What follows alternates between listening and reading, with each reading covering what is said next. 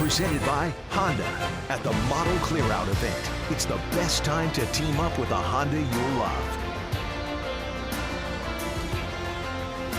Welcome to Toronto. We are at Rogers Center. The roof is closed. It is a threatening weather outside. As you see, the Rays having a lot of fun, and why not? They're 75-63. They're 12 games over 500. Kevin Cash in his fourth season with the Tampa Bay Rays has done a heck of a job with this group of young players. Let's take a look at the lineup for the Rays. They won 4-0 last night. They out-hit the Blue Jays 8-3. In the third spot, Ji-Man Choi had an RBI double in the game last night as a pinch hitter. He's the DH again tonight. Over his last 15 games, swinging the bat very well. And Kevin Kiermaier, he had a terrible start to his season, but right now, because of the last 13 games, his batting average is up over 200. He's a speed merchant. You better get the ball back in if he hits it to the outfield. It's a loose bunch that's playing really well right now, so Aaron Sanchez has to be on his game. 18th start of the season for Aaron. He's coming off a no decision at Miami.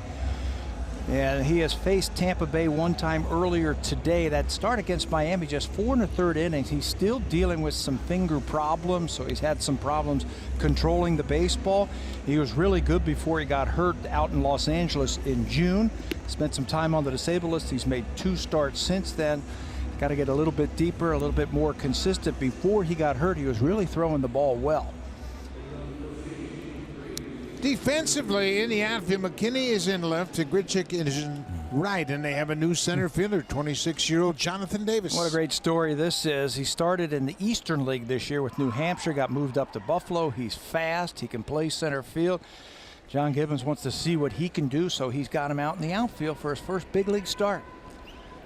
He is the 10th Blue Jay to make his major league debut this season. Malik Smith riding a 6-game hit streak. He's the leadoff man for Tampa Bay. Sanchez is set. Here's the first pitch of the game. Up and away for a ball, and we are underway. Malik Smith had a single his first time up. He finished up 1 for 5 in the game with an RBI on a ground out. Foul tip into the mitt of the catcher, Danny Jansen. Spent some time in the hospital with the viral infection. He's just starting to come back, so his timing's a little off. Before he went into the hospital for a few days, he was red hot. They moved him up to that starting spot in the leadoff spot, and he's really taken off. Malik Smith is a prototypical leadoff hitter. He has good at-bats. He makes you work. He's got the hit streak, as we mentioned, 10 for his last 23.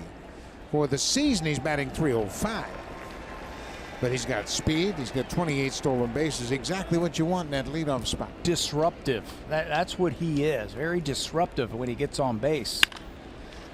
In the air. Shallow center field. The left fielder, Willie Mckinney, comes over and makes the catch, 1 away. Aaron Sanchez making his 18th start of the season. He got up to a decent start. For his first 15 starts, kind of a respectable ERA at 4.52, but it's been a different story since. And he was coming on strong before he got injured with that freak accident out in Los Angeles in June. The ERA 4.5 in his first 15, but his last 4 before he got hurt, under 4. About 3.5, but since then he just has not been able to find the strike zone, and I think it's understandable. He's battling with those finger issues, and that's the last thing that touches that baseball. His last start was Friday in Miami against the Marlins. He had a couple of walks, 1 each in the first 2 innings, had a clean 3rd inning, and then the roof fell in on him in the 4th inning. Gave up 3 runs on 4 hits. Those first couple of innings that you were just talking about, and he was powder river with his fastball, throwing it right by the Miami Marlin hitters.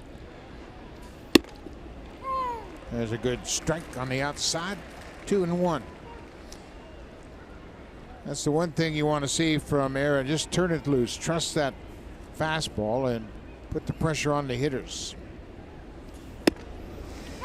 Another good fastball, strike 2. Yeah, he's got a good arm, and he's got good movement with that fastball when he is right.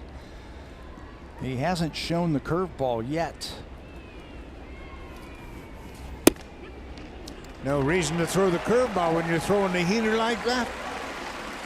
Matt Duffy is called out on strikes. 2 quick outs, a pop-up and a strikeout. Duffy packing the lumber back to the dugout. Yeah, and that's my point. If you're getting outs with your fastball, why change? Changed a little bit in that Miami series, started getting beat with his changeup and his curveballs. Now he's just powering that fastball by these hitters. 2 away for Ji-Man Choi. Choi's the DH again tonight. Choi batting .275 for the season. He gets a fastball, hits it high, slicing toward the seats. That'll reach the seats out of play. He's a little tardy on that heater. Yeah, watch these left-handed batters. That's twice now we've seen them a little bit late on that fastball. That's popping.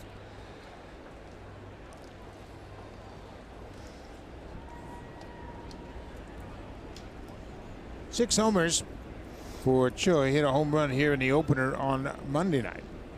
And was off Tyler Guerrero, the former Ray. Solo home run in the 7th inning. Came up with a pinch hit double in last night's game in the 7th inning. His 4th pinch hit already in 7 at-bats. Sanchez ahead 0-2. Ji-Man Choi is now 27 years old. He's from Incheon, South Korea. Sanchez didn't like the first 2 offerings from Danny Jansen, his catcher.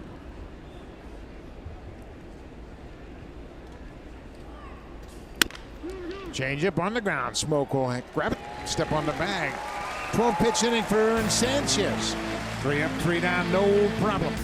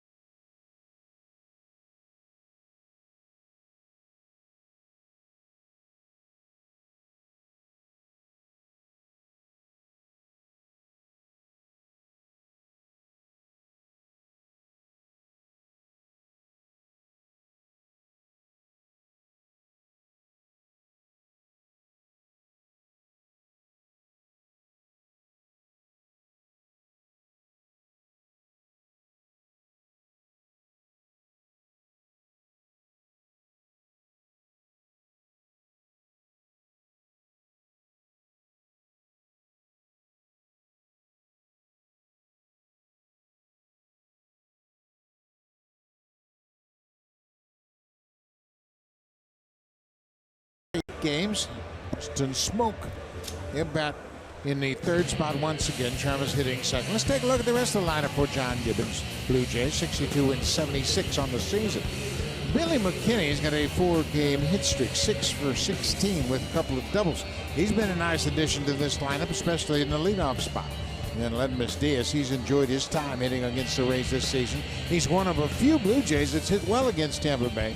The Rays shut out the Blue Jays for the 3rd time last night. They have really been tough, and tonight Taylor Glasnow will make his 7th start of the season. Yeah, they keep coming up with these young pitchers who can really bring it. There are the numbers this season for Glasnow. He came over from Pittsburgh. We mentioned in that trade for Chris Archer, he made 34 relief appearances over there, 6 starting appearances now. This is his 7th start for Tampa Bay, and he's got a great arm. He was selected in the 5th round in 2011. I think he's just coming into his own. Just 25 years old. He turned 25 on the 23rd of August.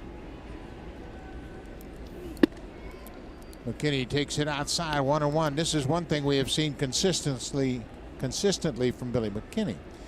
He'll make the pitcher throw a lot of pitches. Yeah, that's what he talks about, on-base percentage. That's how he describes himself, as an on-base type of player. See a lot of pitches. He's really an ideal leadoff type of hitter because he makes contact, doesn't strike out a lot. He has enough speed, but he has got good at-bats. And this is really interesting how they play him in the shift with a guy who throws 98 miles an hour. Billy McKinney doesn't have many at-bats, not a whole lot to go on. Boy, if he checked his swing on that one, I was going to be surprised, but he went around. He's called for the swing.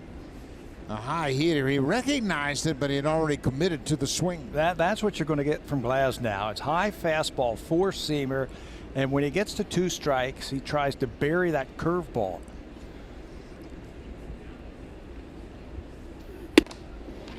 Heater upstairs at 97. Man, you got an arm like that, you've got to use that four-seam fastball. Full count. Devin Travis will bat next. Again, Billy McKinney doing his thing as the leadoff man. Gives his teammates a chance to look at Glasnow. Takes a walk. Leadoff walk for McKinney. Defensively, Tampa Bay's got a lot of outfielders that can really run. Lau, Kiermaier, and Smith from left to right and on the infield. They've got a real athletic shortstop in Willie Adamas. Yes, he's very good. Good-looking player. It's his first year in the big leagues. Primary position is shortstop, but he's had 10 games at second base also.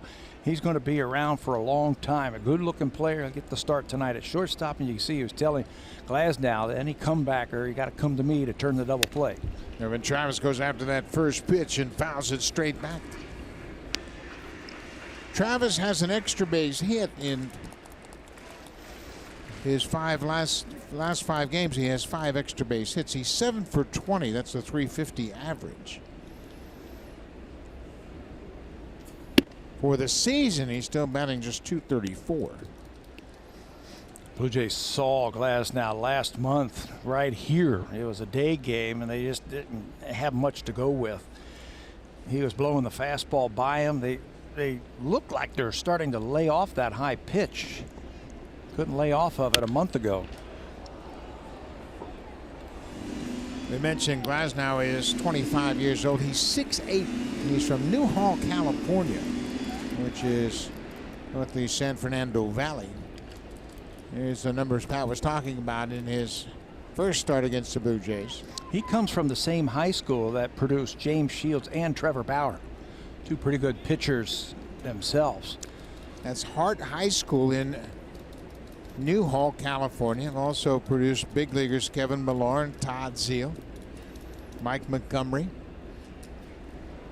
Pretty good athletic school. 1-2. In the dirt. What a block by Schufo, but McKinney's going to move up. Boy, he got out there a long way to his right. Got his body on it, but it bounced so far away from him. McKinney can move up. What a play by Billy McKinney to be able to read that ball in the dirt. It wasn't that far from Schufo, but because he read breaking ball in the dirt, you can see that from first base. He takes off, and look, it's only a couple of feet from the catcher. But watch McKinney's reaction in the dirt. See you later. About 2 feet away, and not even a throw to second base. Heads up base running there. 2-2 count on Travis.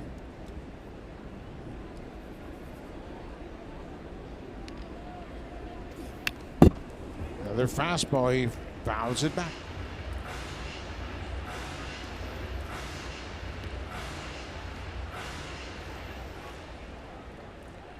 Over his last 6 games, he has 4 doubles and a home run, 3 RBIs. But Devin would like to finish up on a high note. As we mentioned, his average is .234.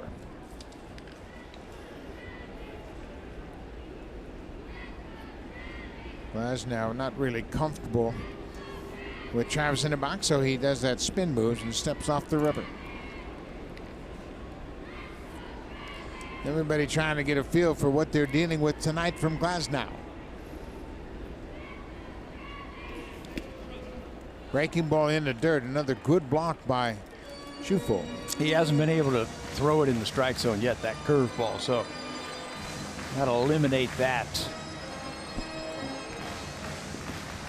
Sit on that heater right now, 3-2. Another 3-2 count. Glasnow has run the count full on both the first 2 hitters of this game. Travis is going to get a fastball. Get it ready. Broken bat, Looper. That's going to drop for a base hit. They're going to stop McKinney as Malik Smith got it in quickly. Just a little broken bat flare into right. At times, Tyler Glasnow, his hand gets on the side of the ball and it actually cuts a little bit. And that's what it looked like happened. Devin Travis picked up on that. Ball cut away from him, but he's got enough plate coverage. That ball go away from him, plate coverage, and just drops it in front of Malik Smith in the outfield. Blue Jays have something cooking here in the first inning. First and third, nobody out. McKinney walked, went to second on the wild pitch, and moved to third on the single by Travis. Now, Justin Smoak.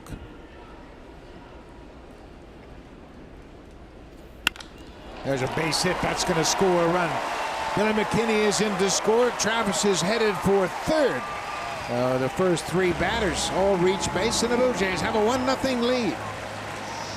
I think they realize that he's having trouble getting that breaking ball over, so with runners in scoring position, let it fly. That's what Smokey does for his 71st RBI. First pitch hitting, that fastball, he turns it around.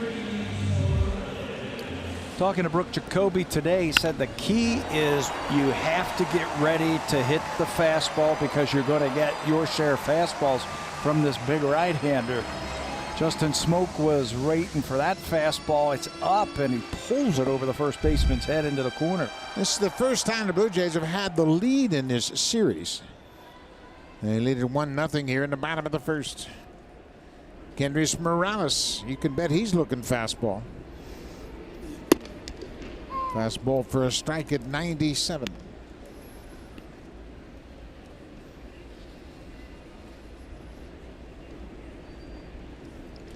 .255 with 21 home runs. Just off the plate. Ball on the strike. He has been dealing Glasnow since they put him in that starting rotation. 38 strikeouts in 6 starts. But he hasn't won a game yet. Got a good ERA, just haven't had many runs to work with. Glasnow still hasn't gotten the feel for that curveball. He's wearing out the catcher, Nick Schufel. Billy McKinney worked the walk. He comes in to score the first run of the game. Schufel catching just for the second time in the big leagues. There's a base hit past the shortstop into left. Travis is in to score. Smoak stops in second. 4 batters in. The Blue Jays have a 2-0 lead.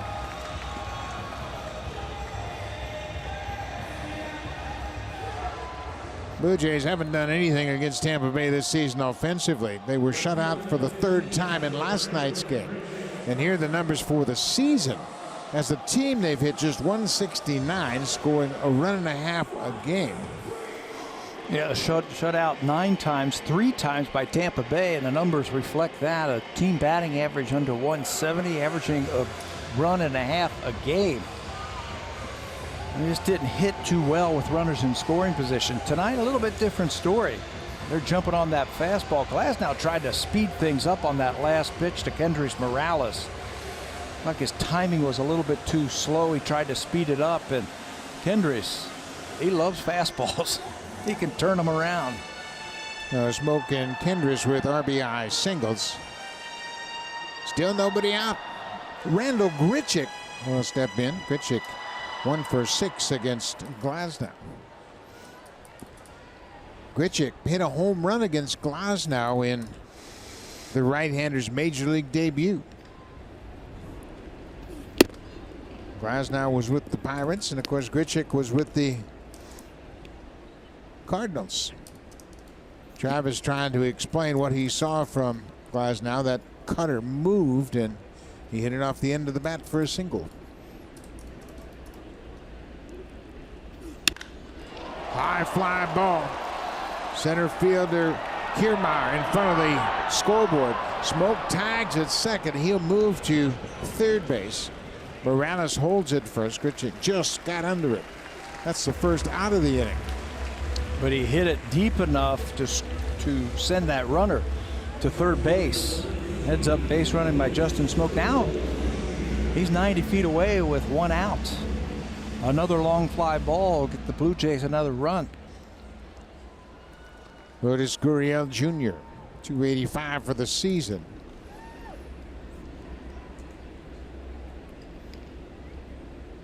Gurriel did not play in the game last night. He takes the first pitch fastball at 98. You can throw it hard, but unless you locate it and have a secondary pitch, big league hitters are going to catch up to you. Yeah, that one was located well. Nice. Down. Blue Jays just eliminate that curveball here in the first inning. He hasn't been able to find that release point yet to it. The catcher, Nick Schufo, has put on a show in this first inning, blocking balls in the dirt. You can see why they're so high on him as a catcher. 1-1 pitch. He lays off that high hitter. 2-1 now.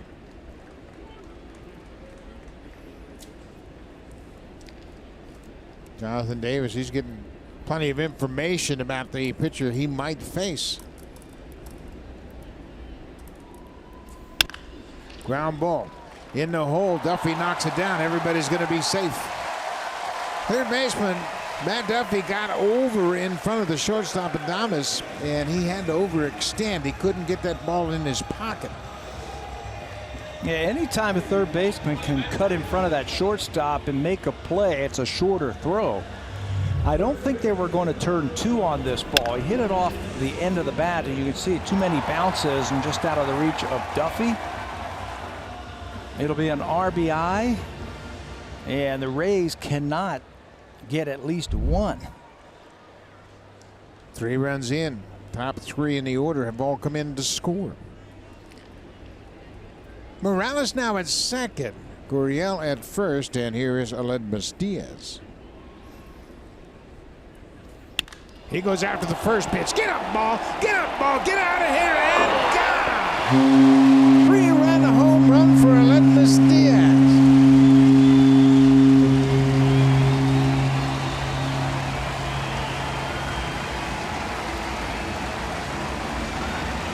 Well, you want to make a statement against a team who has really battled you and battered you all season long?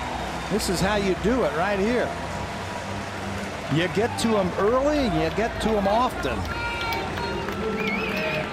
Diaz has had a couple of hits in this series by going the other way, saying, you know what, I'll take my shot over there, but if they throw one down and in like he just got, I'm going to be ready to turn on it, and he did.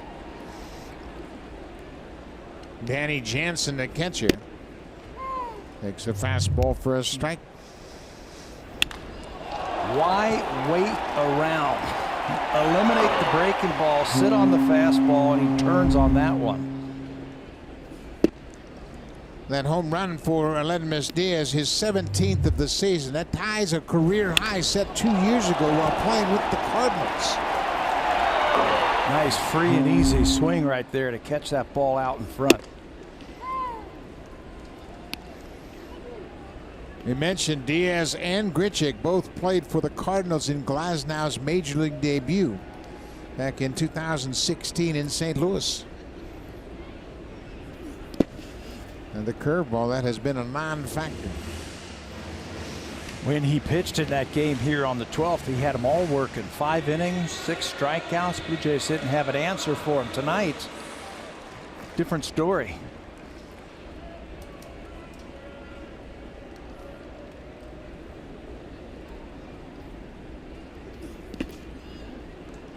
Now the curveball bounced in the dirt. He just hasn't had the ability to get that close. Morales acknowledging that 17th home run of Diaz, and Adamas has tied his career high and also gives him 45 RBIs for the season. Another full count.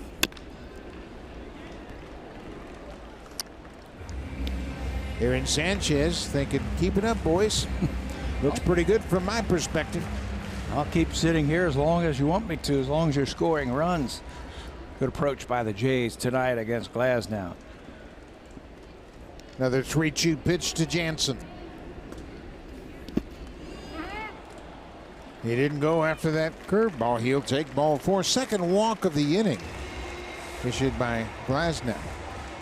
He has now thrown 32 pitches, and we're going to have a first big league at bat for Jonathan Davis. Kevin Cash on the phone to the bullpen. Davis becomes the 10th Blue Jay this season to make his major league debut. Between AA and AAA this season, those are his numbers: 282 with 10 homers and 56 ribbies. Yeah, very short stroke. He hit 282 between those two stops. Here takes a look at his first big league pitch. He also had a little pop, and he chipped in with 26 stolen bases. That's his game. His game's about speed.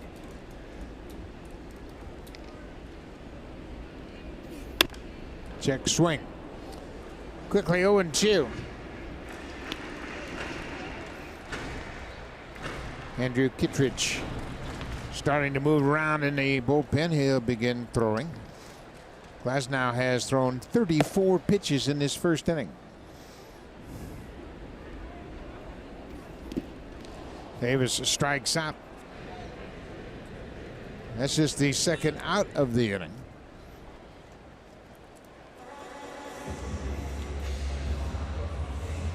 This is an unusual outing for Glasnow, considering what he has done since the 1st of August as far as the lowest whip in the American League. He's second to his teammate, Blake Snell. Two of them, Snell and Glasnow. You're going to be hearing those names for a long time.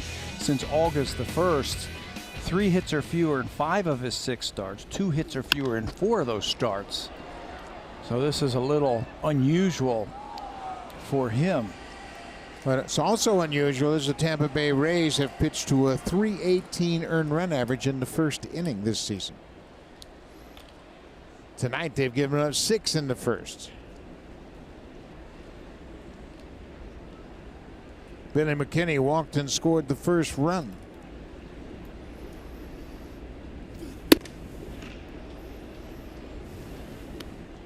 I don't care how hard you throw when a hitter is facing a pitcher that has one pitch. It's very easy for the hitter. Just eliminate that other pitch. Yeah, and just sit on that fastball, which they look like they are starting to do now, getting a feel that he's not throwing that ball over. The off-speed pitch. The Blue Jays had scored 4 runs in the previous 6 games against Tampa Bay. 4 runs in 6 games. Tonight they score 6 runs in the bottom of the first, and they might not be done yet. Yeah, payback time. McKinney checks his swing. 5 hits in the inning, 2 walks, a home run by Adamas Diaz.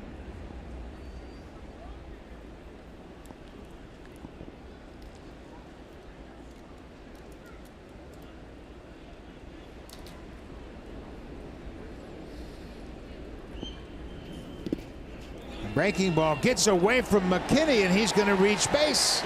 With 2 strikes, the ball got away on strike 3, and he will reach first on the wild pitch. That's the second wild pitch that's involved Billy McKinney. Well, you would think that all the practice that the catcher had this inning with balls in the dirt, he'd be able to block it, but this thing was really breaking hard.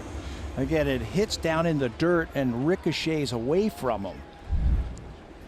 And I'll tell you, Kevin Cash isn't waiting any longer. Well, they didn't plan on using an opener tonight, but they did.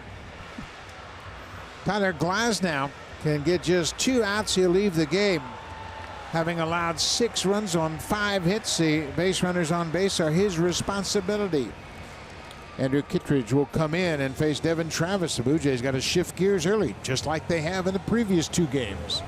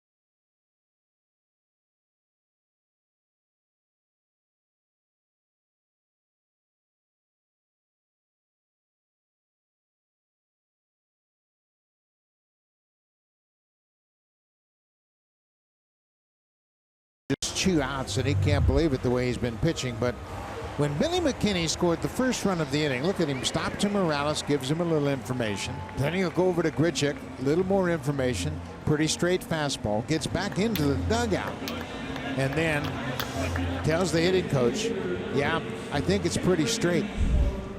Start passing that information right down the line for the Blue Jay hitters, and it has worked as they have hit around here in the first inning. Tyler Glasnow's night is over. Andrew Kittredge will take over. Devin Travis lines it into right. He'll have his second hit. Here comes Jansen around third. He's going to score. Devin Travis is 2 for 2 in the first inning. That's where he lives, right there. That fastball away, if you try and pull it, it's going to be on the ground, but he stays right with it. Watch the angle of the bat as he goes down to get that pitch down and away. Load up on the back foot, the angle, go down and get it. And he rips that ball to right field. Sends another run in. Blue Jays are up now 7-0. Justin Smoke had an RBI single his first time up.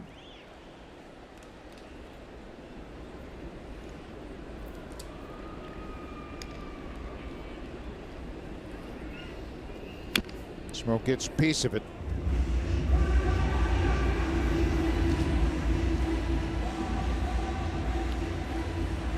Glasnow threw 39 pitches to record just 2 outs. The Blue Jays have sent 12 men to the plate here in the bottom of the first, and they've scored 7 runs.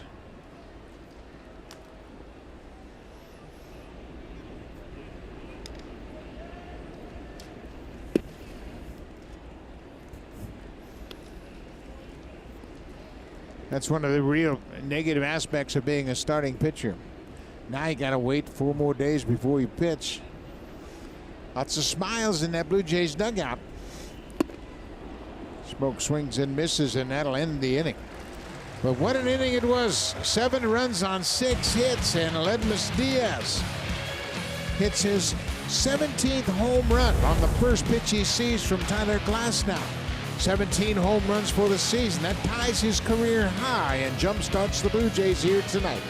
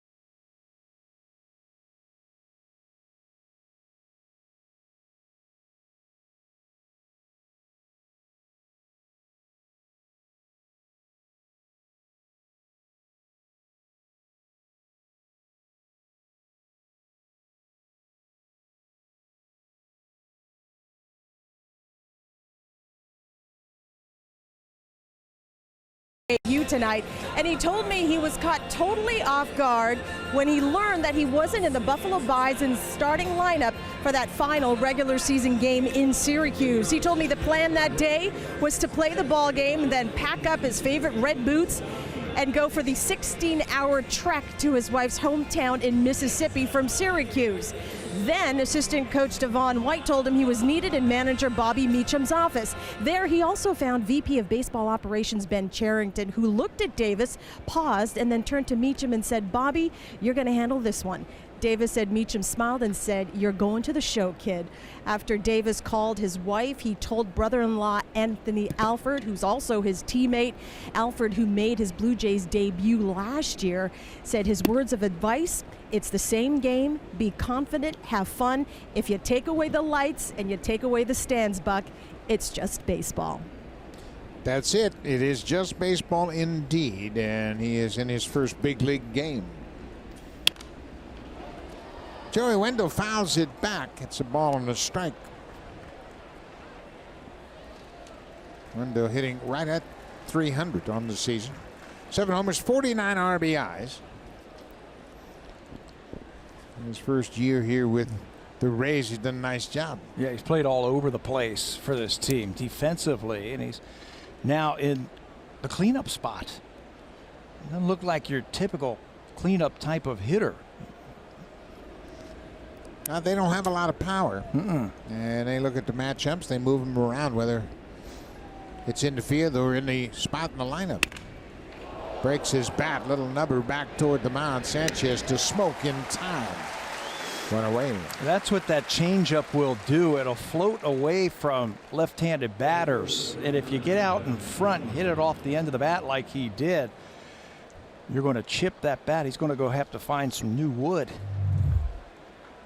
Aaron threw him a changeup, stays away from him, and that could be another fungo bat now. Took some of the weight out of it. Hit it with the flat side. So 1 out. Here's Kiermaier. Goes after the first pitch and drills this one deep to left field, and that ball's gone. Kiermaier jumps on the first pitch and connects for his 5th home run of the season. Something about the Blue Jays seems to always bring out the best in Kiermaier, either on the bases, out on in the field. He's made some super catches, and offensively for sure. He's had a great series. He was on base 3 times yesterday. They hit him a couple of times, and he also had 3 hits in the first game. He don't waste any time here. First pitch. Great concentration. He stayed on that ball on the outer half. He is now 5 for 7 in this series with a couple of RBIs.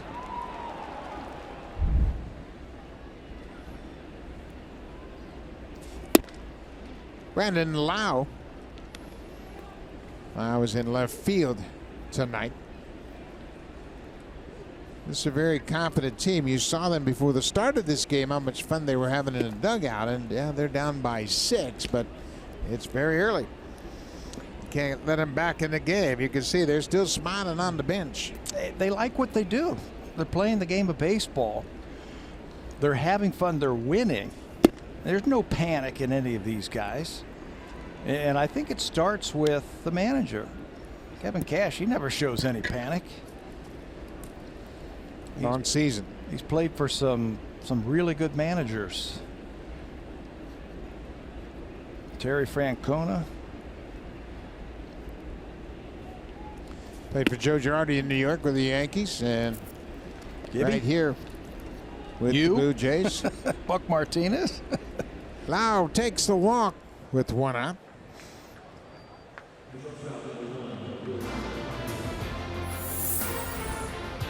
The 2018 Honda CR-V, where style and versatility come together.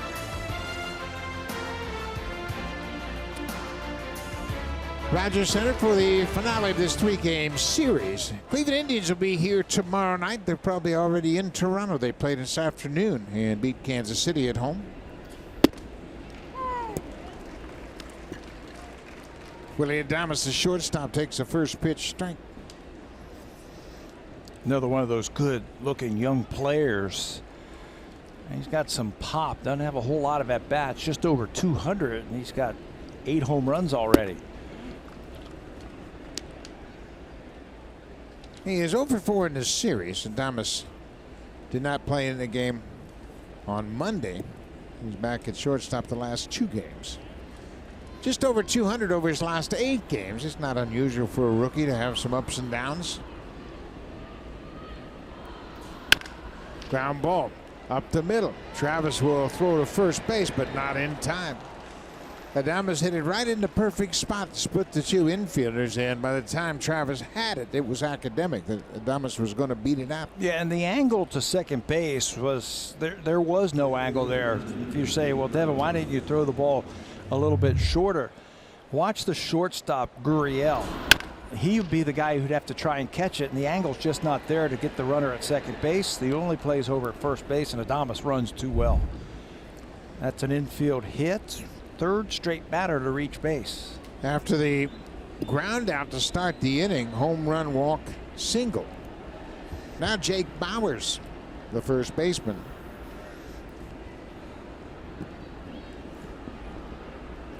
Bowers was out of the lineup last night, but when the lineup was posted, the manager said, "Don't worry, Jake, you'll be back in there tonight."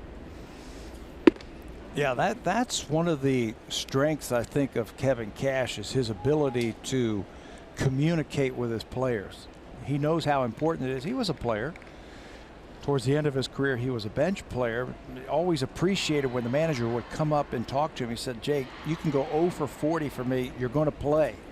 Don't worry about it." He says he's pressing a little bit too much lately, and that's why that batting average is under 200. Of course, this time of the year, your team is playing well. You're in a slump. You want to do well, and you push a little bit harder. Yeah, and he's trying. You can see he's just trying to hit that ball 9 miles instead of taking a nice swing at it. He takes a strike. It's 2-1. Bauer's just 22 years old. He has hit everywhere he has played. Ever since he signed with Tampa Bay, he has just moved right up through the organization. Strike 2. Another fastball. Bowers has always been one of the younger players in each of the respective leagues he's played in. This year in Durham, he played in 52 games, hit .279 with 5 homers.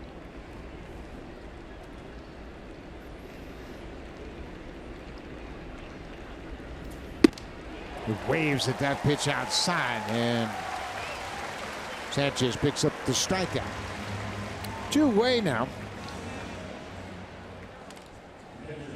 Got a little help from the batter. He's been struggling a little bit. You can see he's in between on what he wants to do. And Aaron picks up a big strikeout, his second of the night. Chad Mottola, the hitting coach, has been very pleased with the way these kids have handled this season. Mottola said, "You know what, everybody's really working hard. Everybody's doing a good job, and we're picking up each other." Nick Schufo, the catcher. Those are his numbers from AAA. The majority of the time, he had a little bit of a rehab down in A-ball. He was hit with a suspension for failing a drug test early in the season.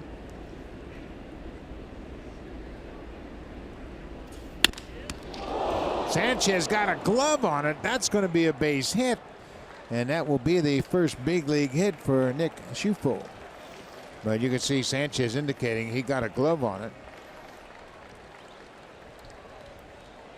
So the Rays will keep the baseball for Schufo, who has a big league hit now. Well, that is scary when you let go of the ball and it comes back like this. But Aaron, quick reflexes, gets that glove up and blocks him. Watch his glove snap up and block that ball from hitting him in the face.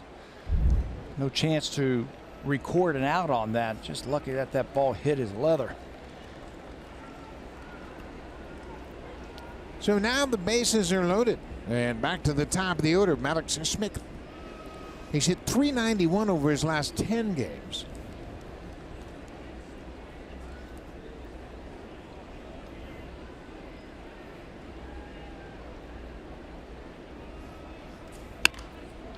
Hits it off the end of the bat, foul. First pitch changeup. Smith, he was hunting heater and he got him out in front.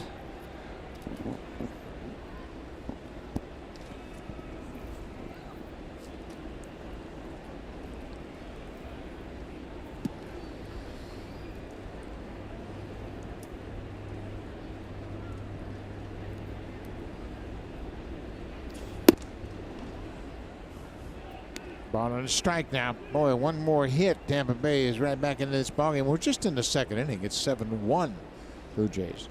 The Jays scored 7 runs in the bottom of the first inning. 7 runs on 6 hits.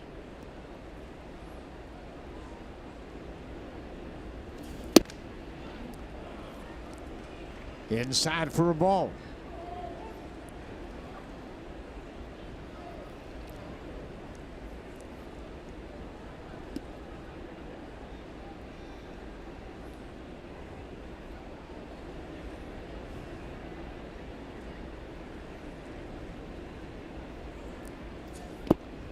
Ball 3.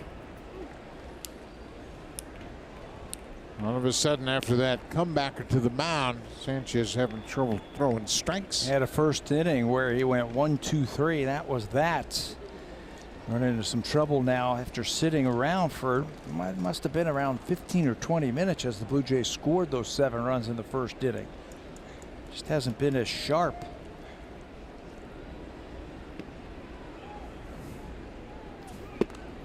Ball 4, bases loaded, walk. That'll force in a run. Lowe comes in from third. Pete Walker, the pitching coach, is headed to the mound.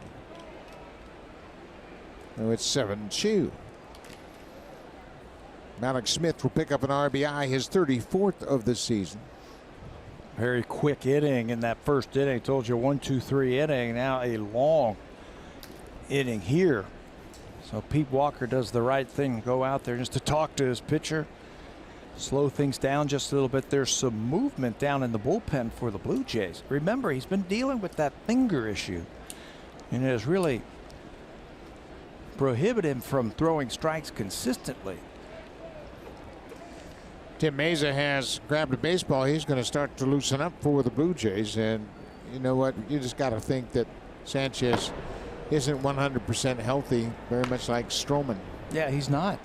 He's not. He's been battling that since June. Trying to work his way through the rest of the season with it. Matt Duffy, the third baseman, goes after the first pitch, and that's what you think. He's a veteran. And how many times have you seen a pitching coach go to the mound and next pitch is a first pitch fastball? He tells him, all right, let's get ahead right here and then we'll work. After that first pitch, Matt Duffy caught up onto that.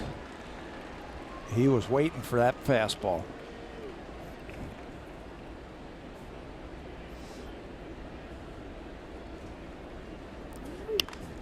Breaking ball, foul off the end of the bat of Matt Duffy. He's a tough out. He puts the bat on the ball. He was called out on a fastball away his first time up. His average right at 298. Yeah, he thought that ball was off the plate.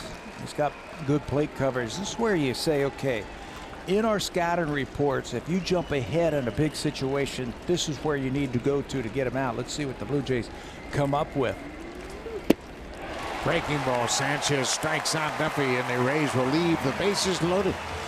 But they get 2, a home run by Kevin Kiermaier and a bases loaded walk to Malik Smith.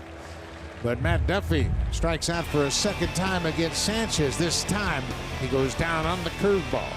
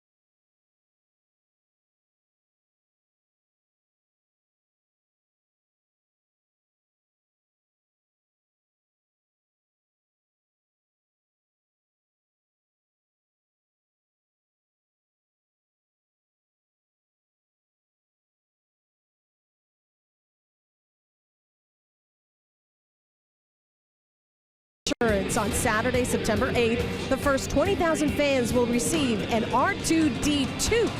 Then watch your Blue Jays host Cleveland at 4:07 p.m. Eastern. For tickets, visit BlueJays.com. The force is always with Buck and Pat. Thank you very much, Hazel.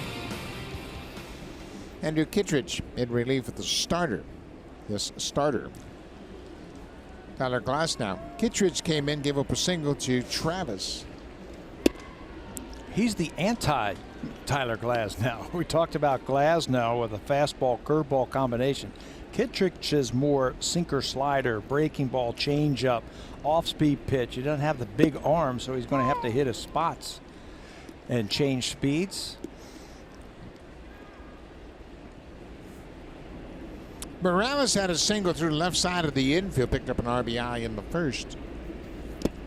Bounced in the dirt.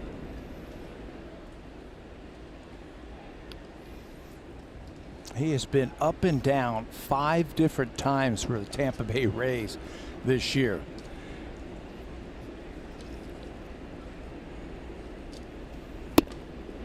There's a good breaking ball down and into Morales. You're going to get a lot of that from him. That's his bread and butter pitch, off-speed pitch. Lots of sliders. Last year, he threw a slider 70% of the time.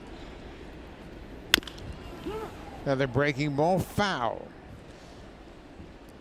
Kittredge did a good job against lefties. They hit just 182 against him, but the righties were a real problem for him. That was in AAA. They hit over 400 against him, but he's been able to bury that breaking ball down and into lefty hitters. Missed badly there and walks Morales. A leadoff walk here in the second.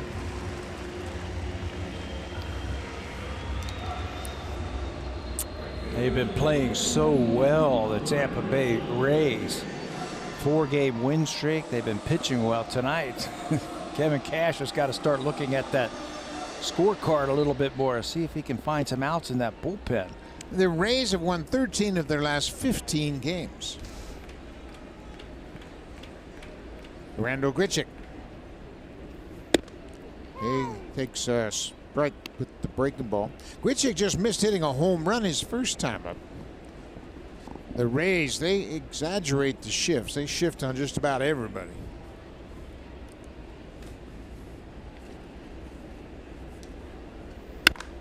Grichuk way out in front of that one. How about that for bat speed and exit velocity? Get the head out. Yeah, that one ended up in the 5th deck, way down the left field line. Exit velocity that fast.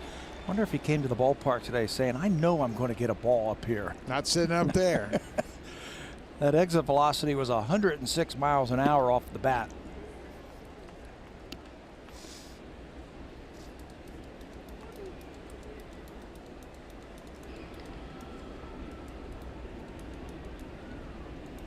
First time Randal has faced Kittredge. There's another hard hit ball into the seats. It's going to bounce back into the lower deck. So Randal just slipped under 240 with his out in the first inning.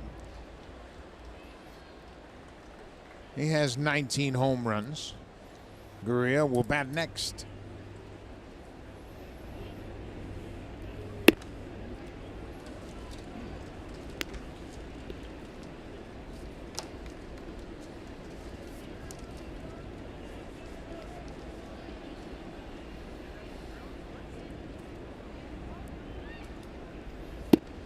Breaking ball, and Grichuk strikes out.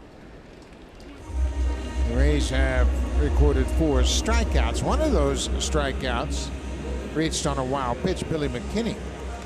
He struck out against Tyler Glasnow on a curveball, but reached when the ball got away from the catcher. Kept the inning alive, and the Blue Jays cashed in with an RBI hit by Travis.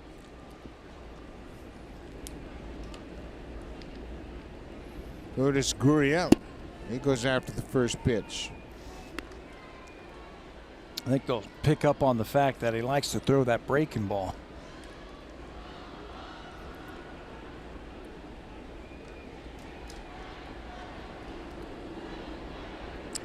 Gurriel had an infield hit and picked up an RBI his first time up. Went off the glove of the third baseman, Matt Duffy. He didn't have a play at any base.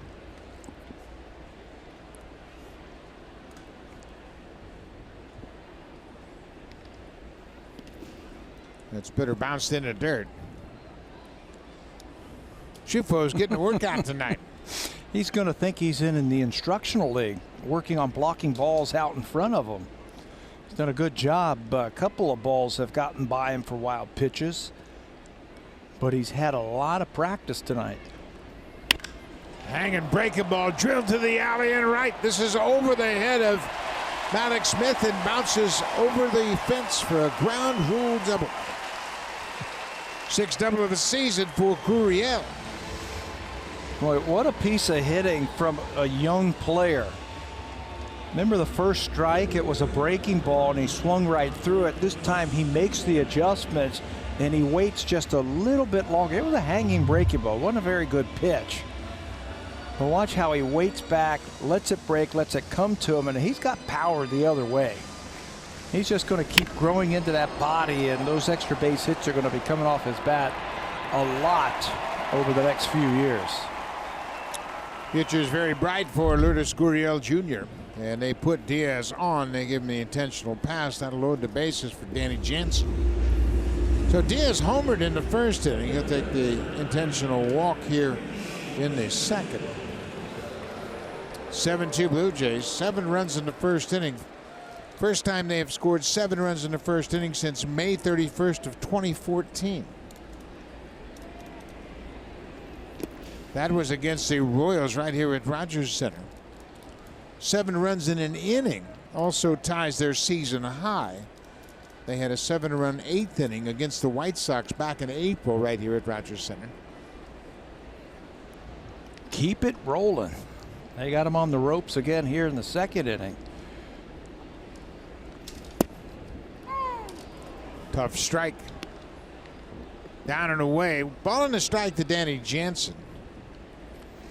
Jansen drew a walk his first time up and came around to score the 7th run of that first inning. Chance to do some real damage here. Danny's driven in 3 runs. Bounce foul on the breaking ball. Danny hit his first and only major league home run against the Royals in Kansas City. He's got 5 doubles. You can see the shift on Danny Jansen. Even though Jansen has 44 at bats. Oh, he was called for the swing. Brian O'Noy, the crew chief down at first base, rings him up. 2nd strikeout of the inning. 3rd strikeout for Kittredge. Does he make an attempt at the breaking ball? And I think yes. He will throw you a lot of breaking balls.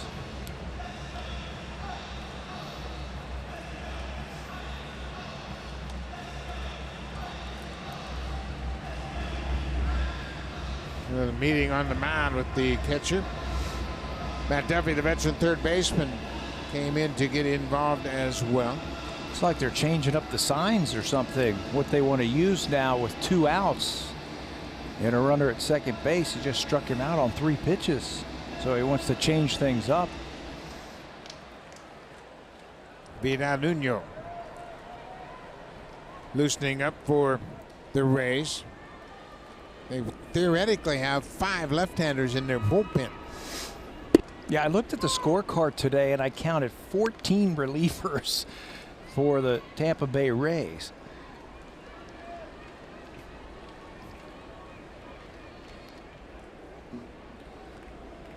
Jonathan Davis struck out his first time up. You know, it's interesting. They are going to shift on him. The StatCast AI is powered by AWS, and they don't have a whole lot of information, but they were shifting on him now with 2 strikes. Wendell, the second baseman, more traditional spot at second base. Lays off that breaking ball. Jonathan Davis struck out on a curveball his first time up. He was the 2nd out of the inning. Blue Jays sent 12 men to the plate in the first inning. 1-2. He's getting a steady diet of breaking balls. When in doubt, you got a rookie in the lineup, throw him a hook. There are his career numbers in the minor leagues. Not a power hitter, just 40 home runs in 6 seasons in the minors. but he can play some center field, and he's got some speed. Yeah, he can really run. Now let's get your first big league hit.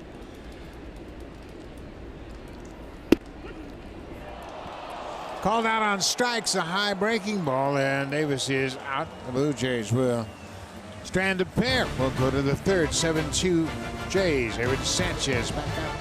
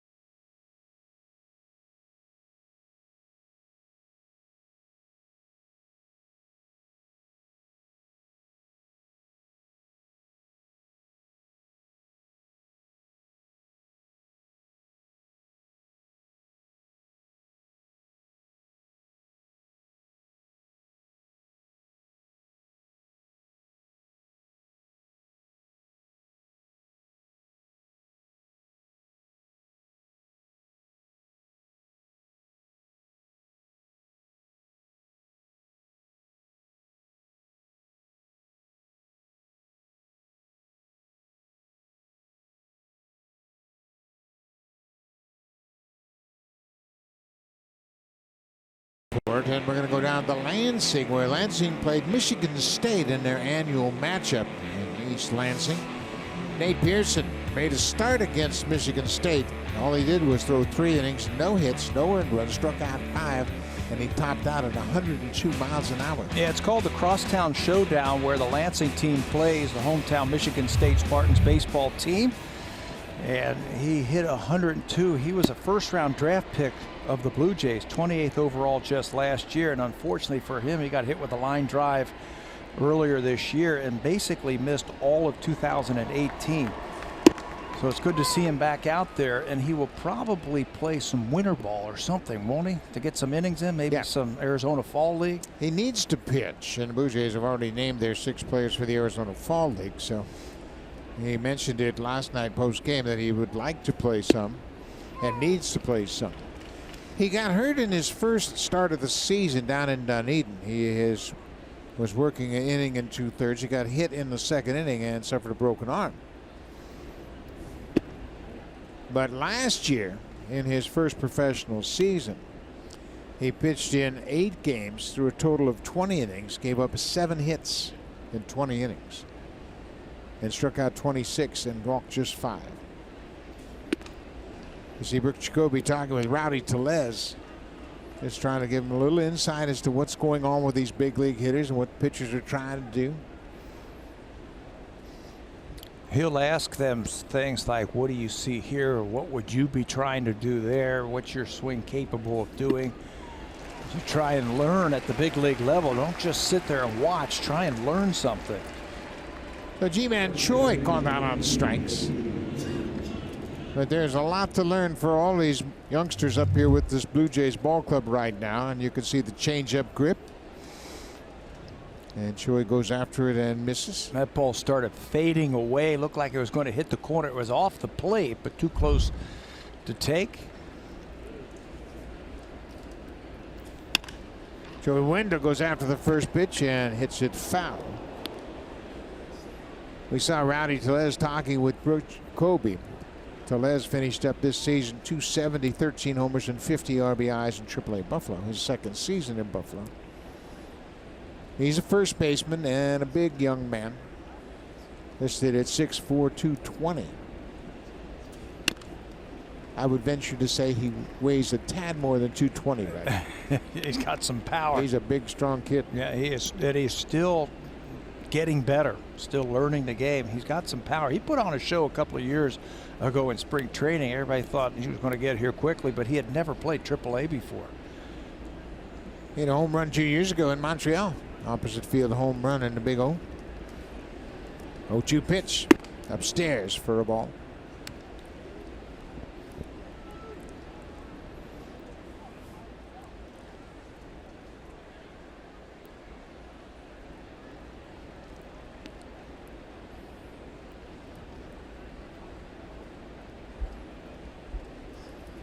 One ball, 2 strikes on the Rays second baseman, Joey Wendell.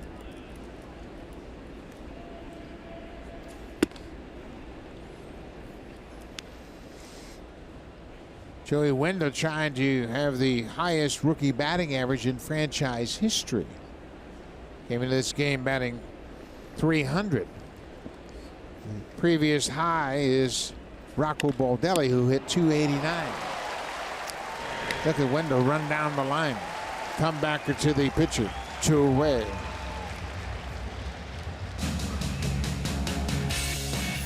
This 4K broadcast is brought to you by the Samsung QLED TV. See nothing else.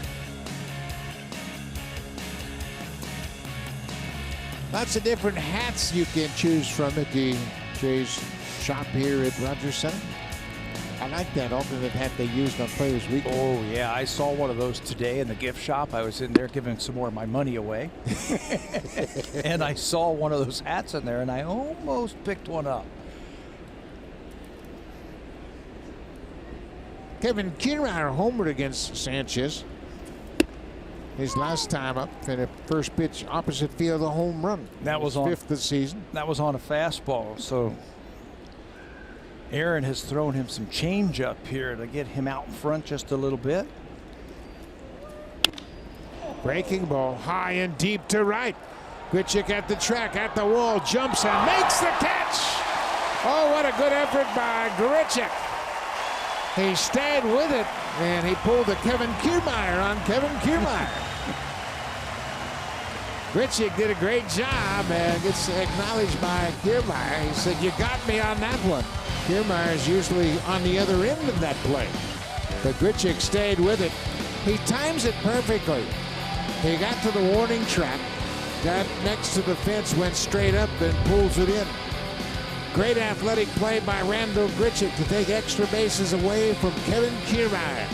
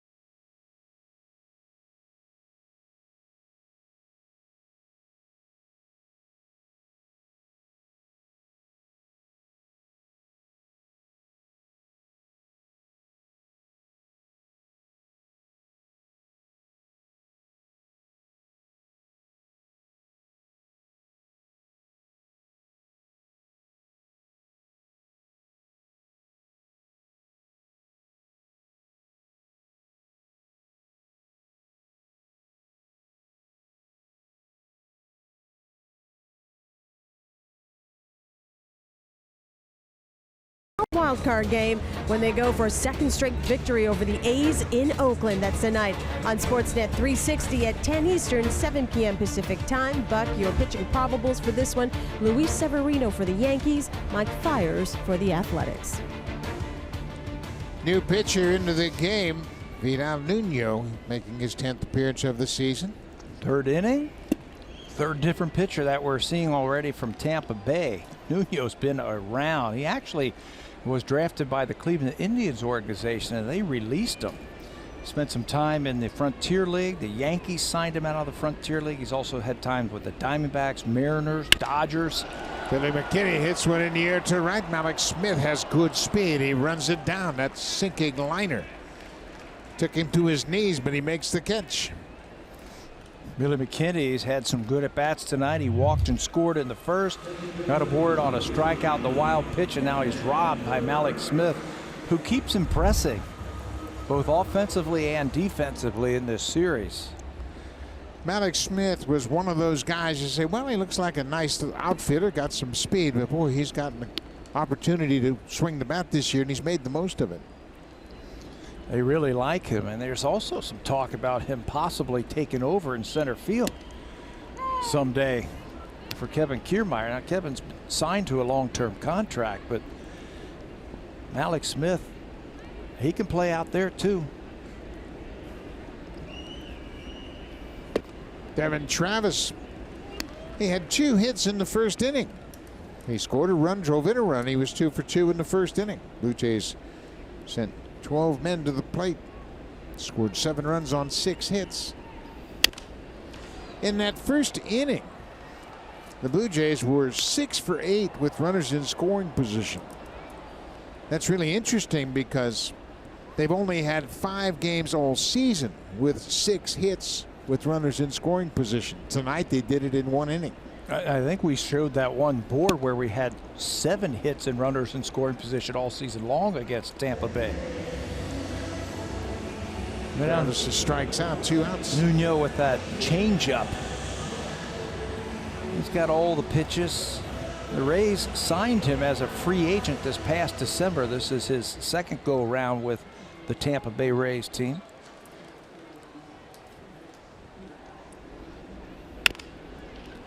Smoke hits a bouncing ball. That's the second baseman, Wendell. Quick inning for Vidal Nuno. It took him just 8 pitches to retire the side in the bottom of the 3rd.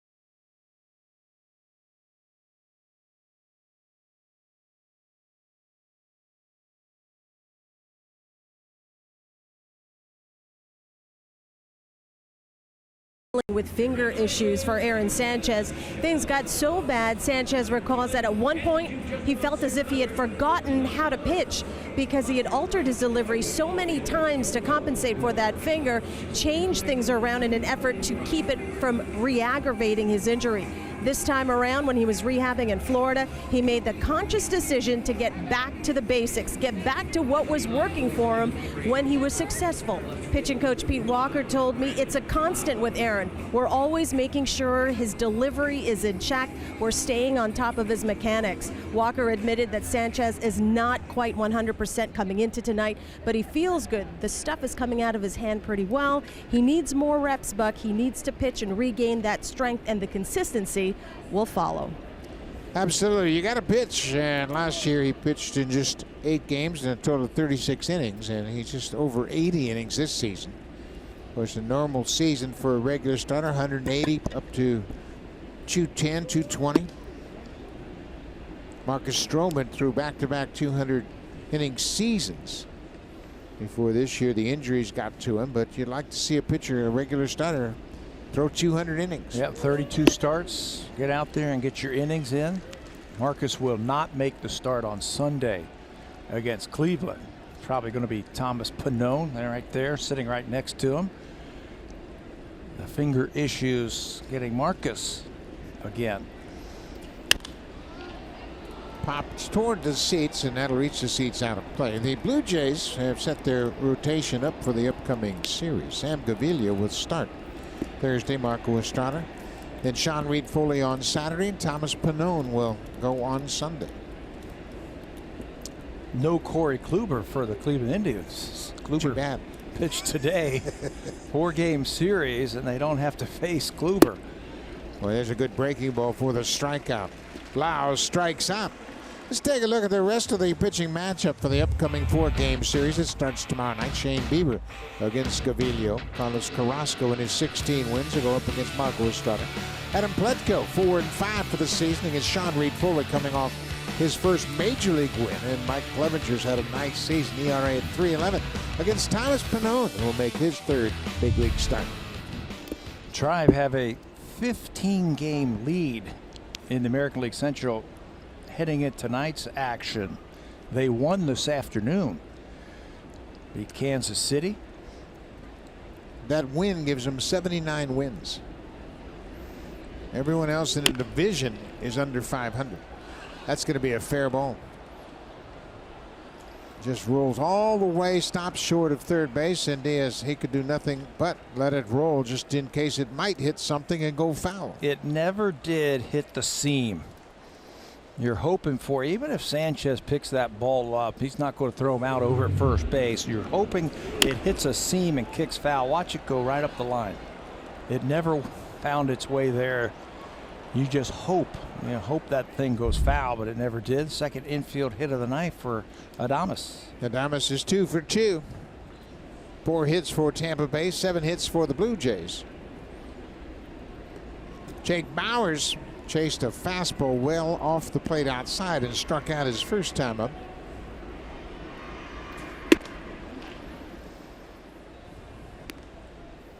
Seven-2, Blue Jays lead it. Tampa Bay has owned the season series to this point. They are 9-2 against the Jays coming into this game.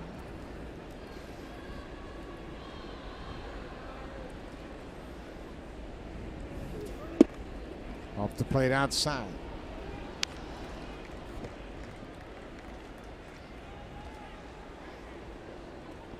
2-0.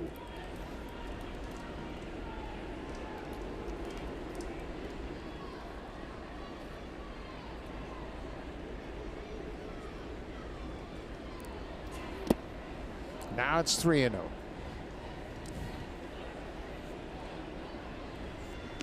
Nick Schuffer, the catcher, picked up his first big league hit. He had a line drive right back at the mound, and Aaron Sanchez got a glove on it, but Schuffer reached base. I mean, it was a rocket headed right for his head. Thank goodness he got that glove up and got some leather on it, knocked it down, but there was no play. Got to come back now. He got good movement on his fastball. He can get a ground ball here and get out of this inning.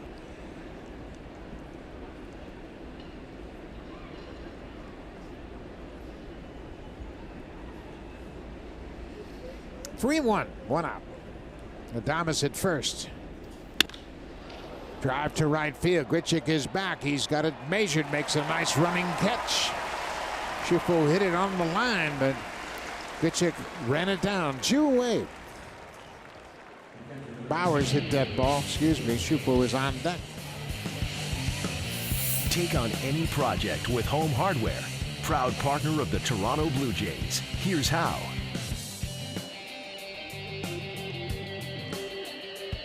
Nighttime here at Rogers Center.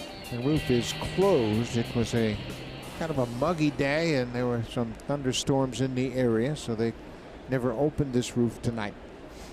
Good. Here is Schuffer. Good. Keep the air conditioning rolling.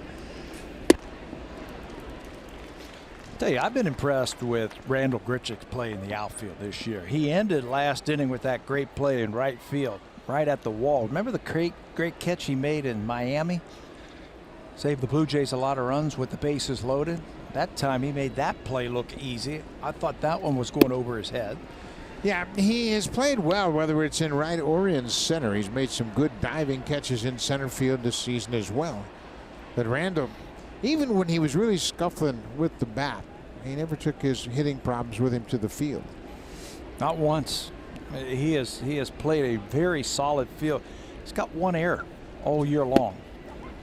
He dropped a routine fly ball down in Miami. It just kind of surprised everybody because he had an errorless streak going back to last July. You know, in outfield errors, I think can be deceiving at times because you say, well, he played it safe and he didn't try to throw the guy out, but he's been aggressive all season long. I mean, he's played an outstanding right field. And then the easiest play that he would probably have all season long, that's the one that he just missed.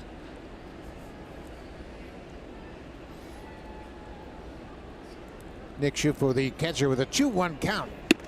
Now it's 2-2. Good fastball inside.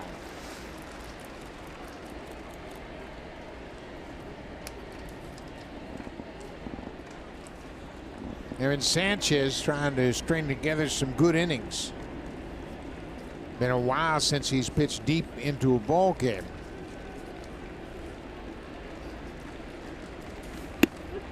Strike 3 on the breaking ball. Schufel caught looking. 2 strikeouts in the inning. An infield base hit and nothing more. We'll go to the bottom of the 4th. The Blue Jays have a 7-2 lead over Tampa Bay.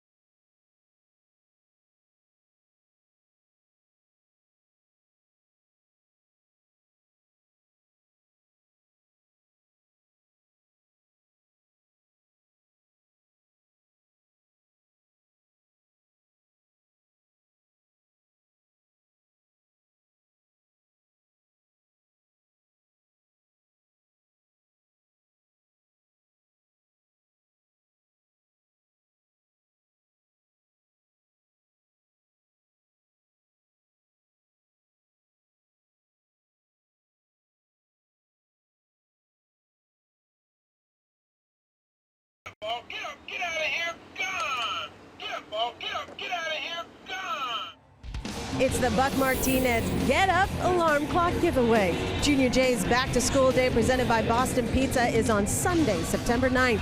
The first 20,000 fans, and not just kids, will receive a Buck Martinez Get Up Alarm Clock.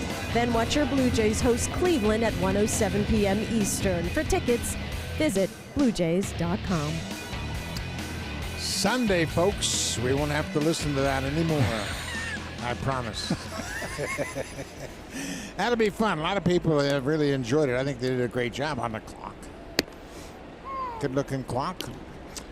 You get mine put away? Yeah, all right, yeah. You got mine? Everybody taken care of up here. You guys are all good. All Your right. grandkids will be happy. Good, good.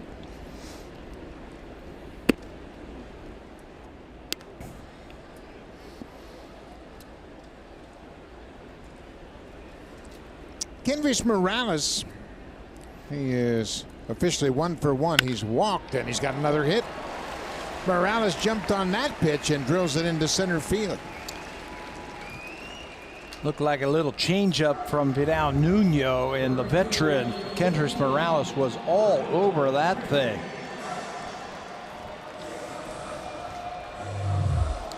The Super Slow-Mo is brought to you by the Samsung S9 and S9 Plus, the camera reimagined. Available now. Kendrys, it's almost like he was looking for that changeup and he drilled it. Grichuk pulls another one foul. He's been out in front of everything tonight. He hit one into the 5th deck foul earlier in this game.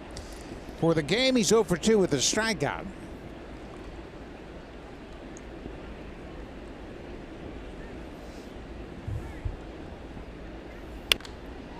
Pops this one up behind home plate. That too will be out of play.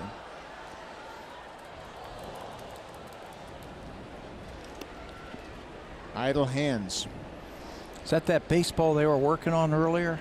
They finally got the Took the cover off. Now they're into the heart of the baseball. Unwinding the strings, idle hands. You got to do something. Keep your mind going.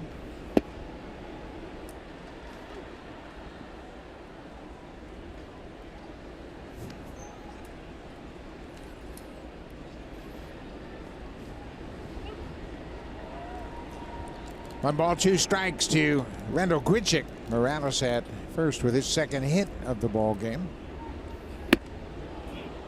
Grichuk strikes out on the high fastball.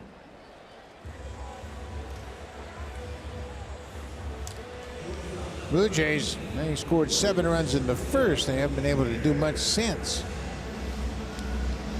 The Jays in this game now have struck out 7 times. You don't want to be lulled to sleep, if you will, with that big lead, 7-0 after 1 inning. You want to just keep the pressure on.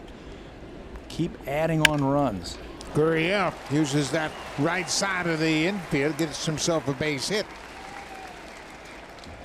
He saw the shift and said, you know what, I'm going to counteract the shift. That's his 3rd hit of the night. That's right. You start shifting on him, and against a soft tossing lefty, it's easy just to let that ball travel just a little bit deeper, and he did that on purpose. The way he went after that ball tells me that he was shooting for that right side, and he is rewarded with another hit. Blue Jays have 9 hits. He has a 3rd of them. Well, they certainly snapped that streak. They said last night. Last night they tied a major league record for 5 hits or less in 7 consecutive games. The way Gurriel's going, he might beat that all by himself tonight. That's a classic right field swing from a right-handed hitter.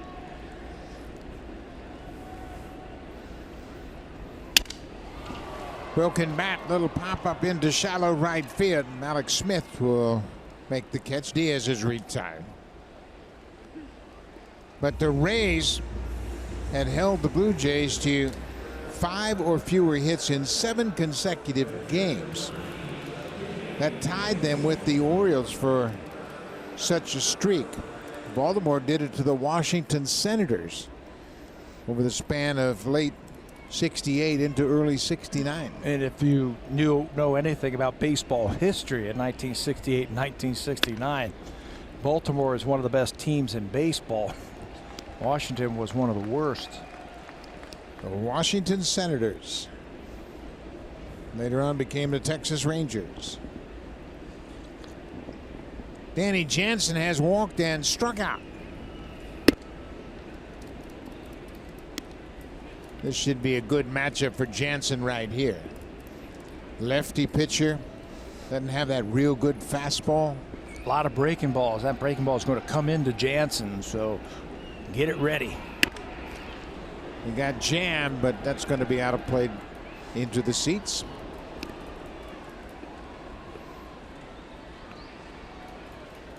Jansen got off to a good start. Now the information has spread a bit. His average down to 267.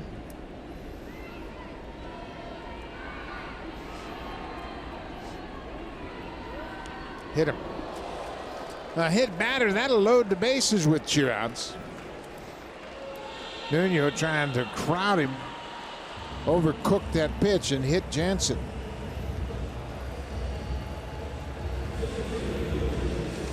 No, Jonathan Davis will get his 3rd at bat. Here's that last pitch from Nuno. Slider right on the calf. Last time up, Jonathan had the bases loaded.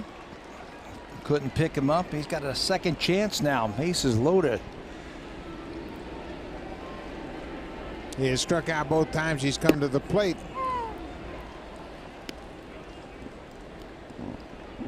Blue Jays' 10th player this season to make his major league debut.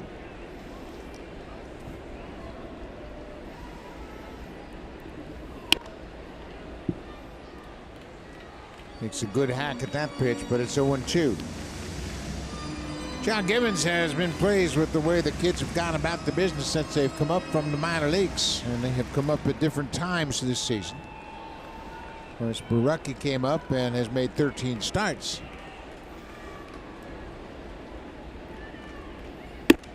Way outside. Danny Jansen has done a lot of catching since he came up in the middle of August. You know, and there won't be a straight line for all of them, like right to stardom. I mean, once you get here, that's your first thing, first hurdle. Now you got to figure out a way to stay here and succeed at the big league level.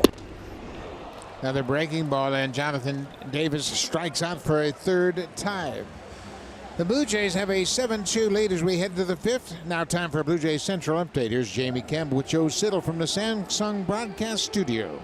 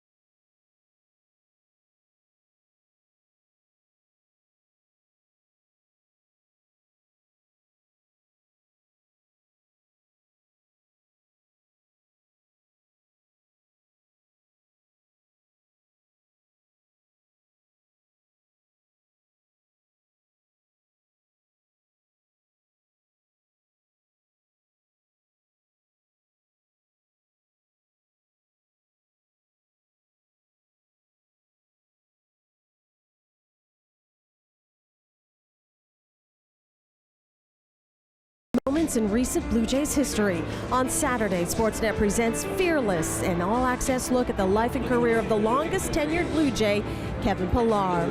And earlier this afternoon, as part of Roberto Clemente Day ceremonies, Kevin Pilar accepted his Roberto Clemente Award as the Blue Jays nominee. Last year's league-wide winner was the Cubs' Anthony Rizzo. This year's recipient will be announced during the World Series. Congratulations, Kevin Pilar. Buck.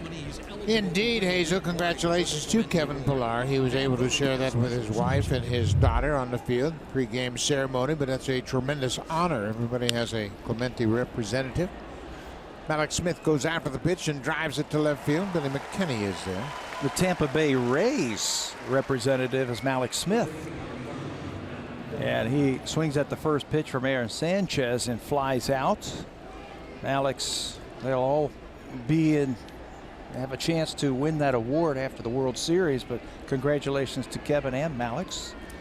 Of course, Roberto Clemente was a tremendous ball player and also a humanitarian that did a lot of charity work.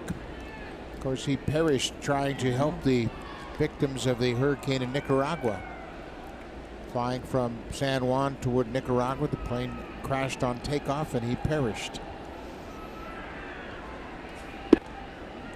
We saw Malik Smith walking with a notebook in his hand, and that's what he will do from time to time. Both Smith and Pilar are the nominees for their respective teams in that Roberto Clemente Award category.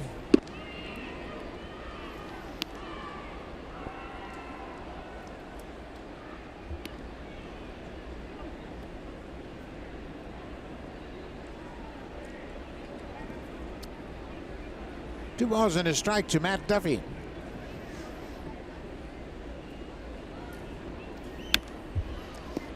Duffy's had a rough start to his night. I think it just shows you the type of stuff that Aaron Sanchez possesses. I mean, We saw that a couple of years ago, 15-2 ERA of 3. He's been battling some injuries over the last 2 years, but he's facing a Rays team that over the last 2 weeks, as a team, they've hit .313, the highest average in baseball. Smoke giving chase over near the seats. It's a row back out of play. That fan looked like Smoke, when he reached for the baseball, hit that fan with his glove. Ball's just into the first row, and you can see he reaches into the glove and then inadvertently hits the fan with his glove, and she appears to be okay. Knocked her glasses sideways for a moment, but Smokey checked in on her. 2-2 pitch. Breaking ball, cut on and missed. Jansen throws to first to complete the strikeout. Duffy has struck out all 3 times he's come to the plate. They've had the highest batting average over the last 2 weeks. And right now, Aaron Sanchez has given up 2 runs on 4 hits. And look at all the strikeouts. That was number 7.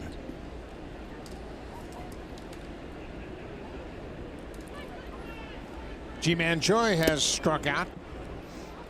He struck out in the 3rd against Sanchez. Blue Jays lead at 7-2. They've out-hit the Rays 9-4.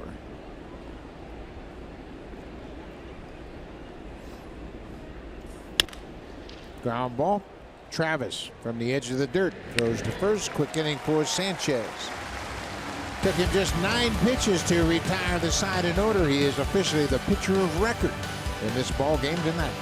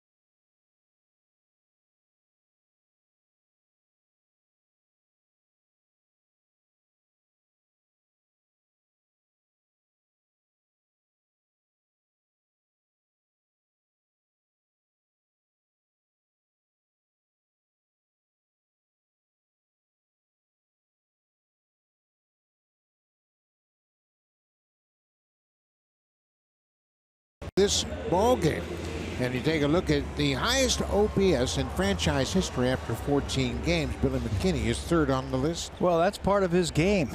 On base percentage plus his slugging percentage. You throw in 3 home runs, 360 average, and that's what you get. 1.128. Devin Travis is the leader. But you got to like what you see. He's got great strike zone awareness where the ball is. He's not going to fish too often for those pitches outside the strike zone. And when you make a mistake, he can juice a ball. You can see why he was a former 1st-round draft pick. He's got some baseball tools. Drafted in the 1st round by Oakland. It's this one high and deep to right. Get up, ball. Get up. Get out of here and gone. Billy Mckinney with his 3rd home run of the season. Boy, he sat back and he was all over that big breaking curveball.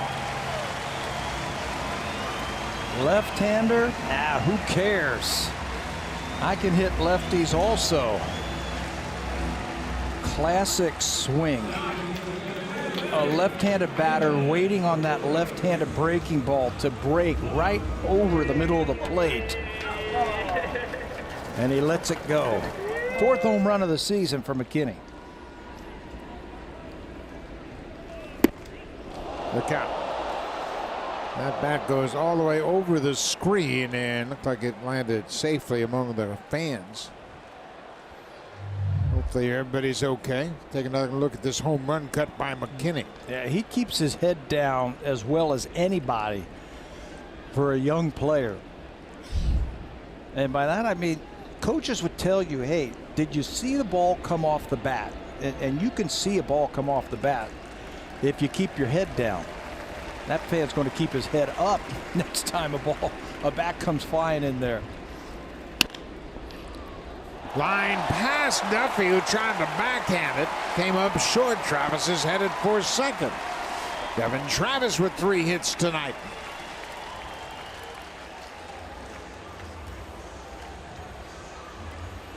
This is an impressive showing for the offense tonight. 8 runs on 10 hits.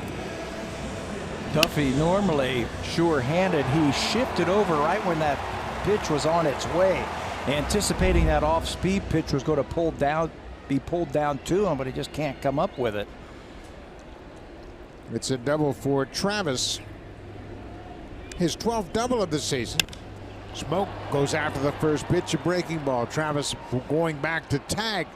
Malik Smith got a strong arm, but the throw is cut off. So Travis moves over to third.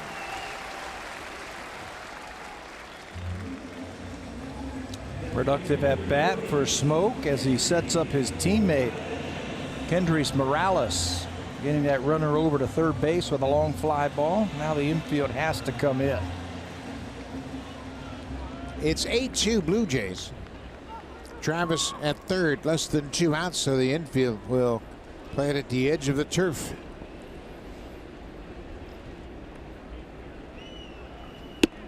Morales has had another good night at the plate. A couple of singles and a walk. Had an RBI single and scored in the first inning. Blue Jays with 11 hits now.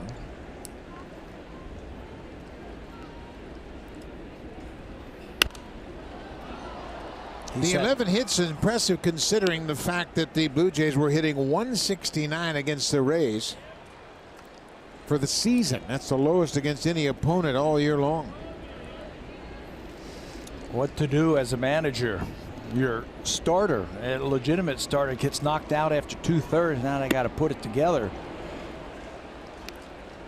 Morales chases a high pitch way up out of the strike zone and strikes out. That's 10 strikeouts by the Blue Jays tonight. Yeah, but it's September, so Kevin Cash has some extra arms just in case. Jake Faria just called up. Now warming up.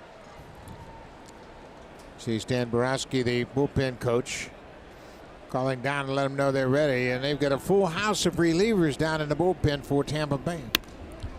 Randal Grichuk had a tough night. He's 0 for 3 with a couple of strikeouts.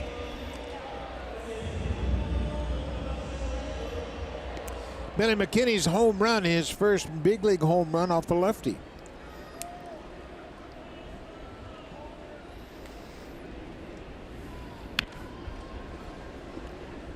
And working Grichuk upstairs, even with the breaking ball. Struck about the last 2 times with that. Boy, Billy McKinney's made the most of his playing time, hasn't he? You have to be impressed with the way he goes about his business. You hardly notice he's around.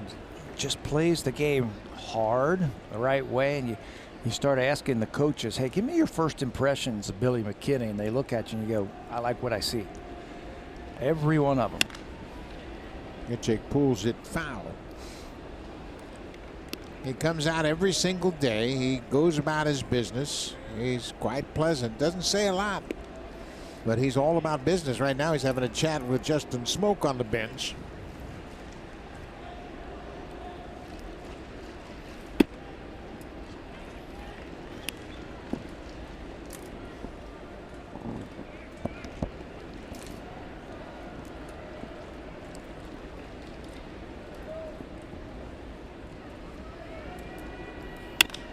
Grichuk hits it deep to right field. Malik Smith is back at the track, at the wall. He jumps and makes a catch. So Grichuk gets a little payback. He took extra bases away from Kiermaier earlier. Malik Smith robs him of an extra base hit. But Billy Mckinney, having quite a start to his Blue Jay career, hits a home run number 4, his first ever against a left-handed pitcher.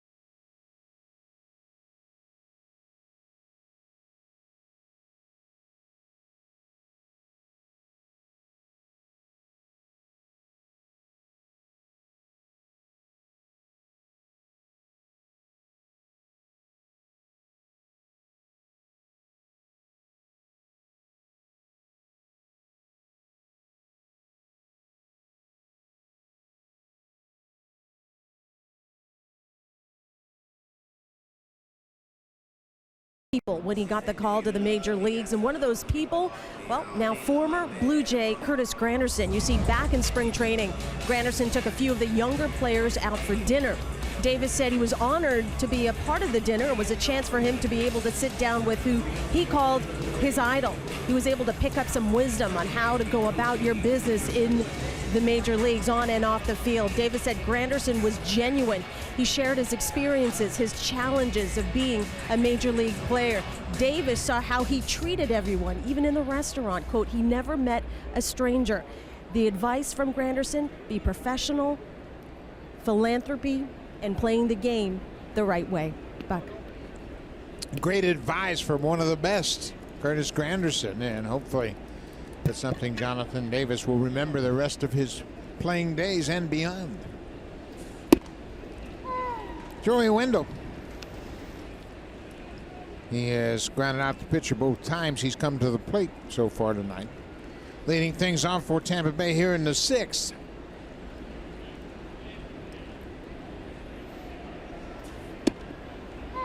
Breaking ball for a strike.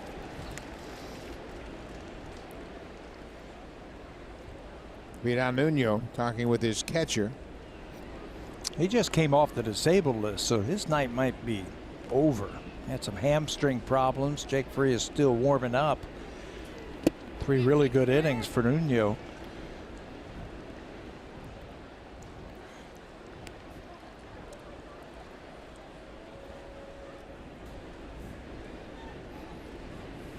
It's a good outing for Aaron Sanchez. He was staked to an early lead. His club scored 7 runs in the bottom of the 1st. He has not had a win since June 3rd. That was at Detroit against the Tigers. This is his 6th start since then. And of course, that included time on the disabled list. When he starts to throw that curveball for strikes, and he's got the fastball working and the changeup, he's got 3 weapons he can get you out with. And he'll, throw that ball in there when he needs to, power it up on you if you have to, and then he'll go soft if he has to. His best game that he's thrown this year, I think, was the game in Baltimore. 8 innings, and he had them all working that night. Took a no-hitter into the 8th inning and would end up allowing a run on 3 hits over 8 innings. Threw a lot of change-ups in that game. Browdy Solez sitting next to the hitting coach, Brooke Jacoby. Another ball back to the mound, and look at Joey Wendell. He has grounded out 3 times to the pitcher, and every time he has busted it up the line. That's how you play the game. Aaron Sanchez, if he didn't get it, Lourdes Gurriel, the shortstop, was. Sinker down and away. Joey Wendell taps it back to the mound. You can see Gurriel right behind Sanchez. He was getting ready to field that one, but Aaron says, I got this one.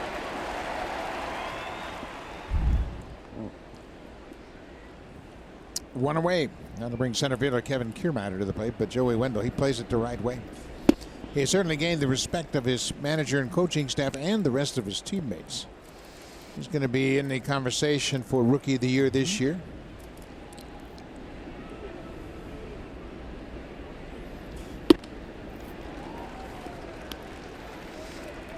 Kiermaier down quickly, 0-2. Kiermaier's home run came on the first pitch he saw back in the second inning.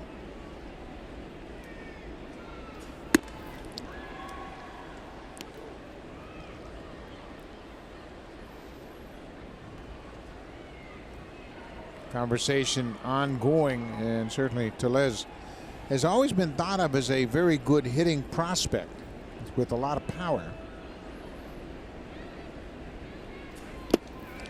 He was drafted in the 30th round by the Blue Jays because everybody in the world thought he was going to USC.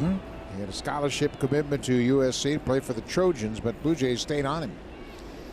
Blue Jays have a scout that lives in the hometown of Browdy Solez, Elk Grove, California, and he stayed on him, and they drafted him and got him. High, deep drive to center. Jonathan Davis will watch it go into the seats. Kiermaier with his second home run.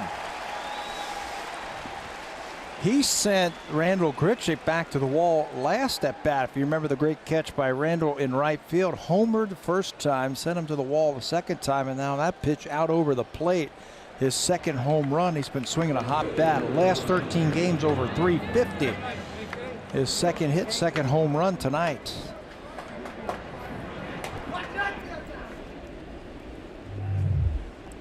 Changeup. Again, a couple of fastballs he got ahead, and now the changeup he left out over the plate. It just stayed on that hitting plane a long time. Third career multi-home run game for Kiermaier. And this one's hit deep to center field. And as Pat mentioned, he just missed hitting a home run in the third.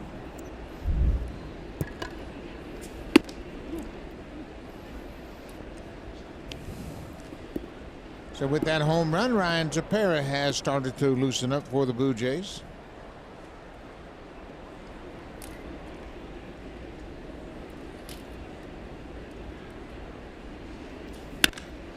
There's a line drive. Grichuk coming after it. He'll play it on a hop.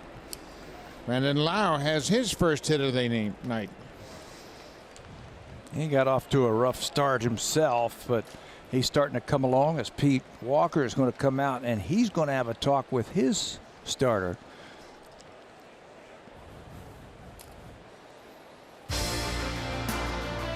The 2018 Civic Type R, like no Honda you've ever seen.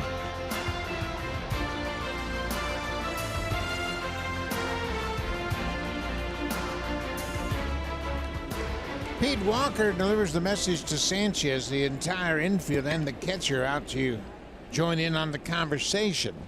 Walker has said his piece. He's headed back to the dugout as Tepera continues to throw. Willie Adamas is 2 for 2, but he's got 2 infield singles. Neither one of them went out to the outfield. A little roller up the third base line his last time up. Just came to a stop in fair territory.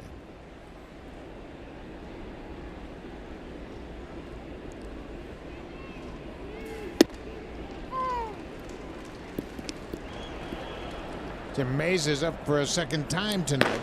He has joined Tepera.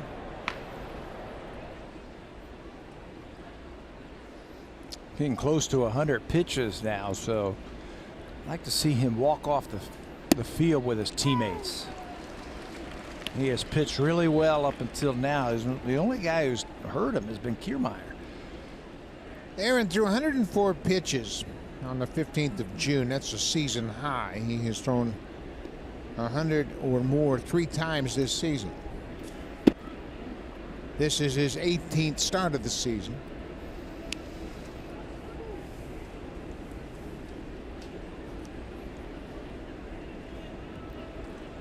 Regular starters have made 26 starts. Blake Snell has 26 starts under his belt. That's all that time that he spent on the disabled list. You got Mesa warming up. He's now put the coat on it. I don't know if he's ready, if he's going to be brought into this game. You got some lefties coming up. Adamas is called out on strikes. 8 strikeouts for Sanchez now. and 2 outs in the inning.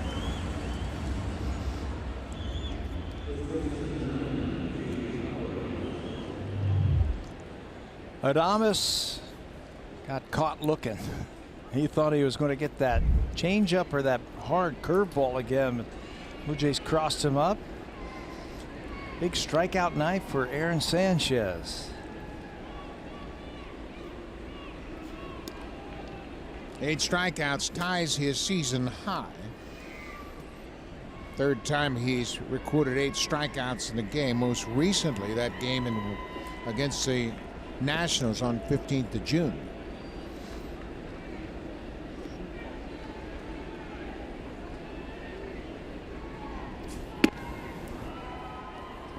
Jake Bauers, he's one of these strikeout victims. He struck out in the 2nd inning and then lined out in the 4th.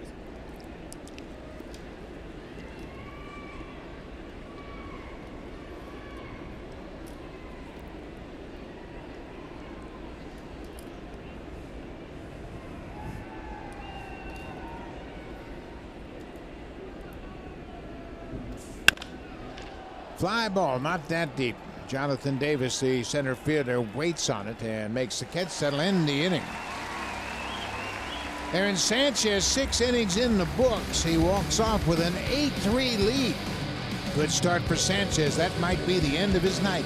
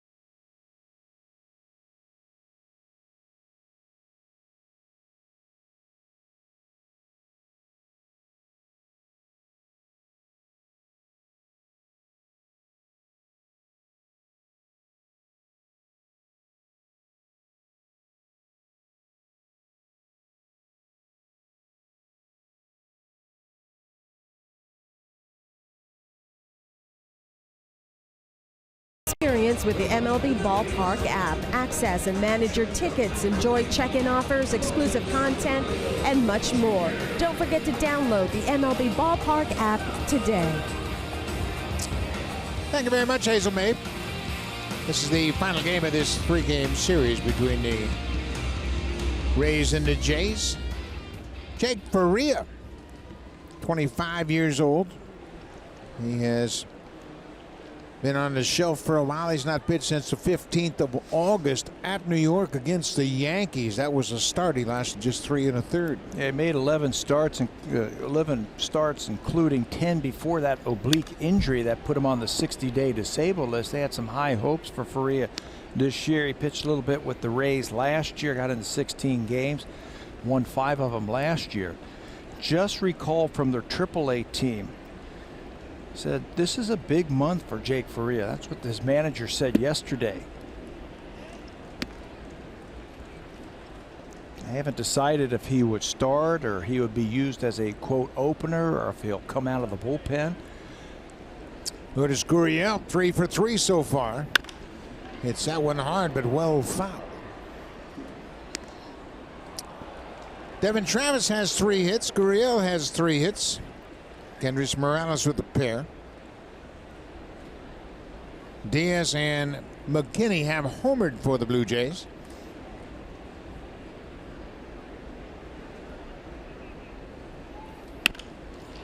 Little looper behind second, and Joey Wendell is there. Gurriel got jammed. A little soft liner towards center.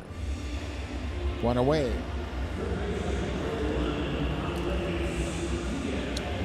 Thought he had enough of it to get it over his head, but Wendell has to reach back to make the out.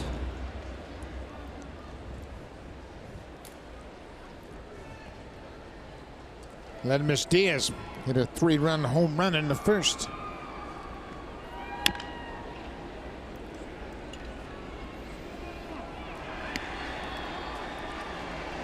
'17th of the season. That ties his career high, set 2 years ago while playing with the Cardinals. That was his rookie season.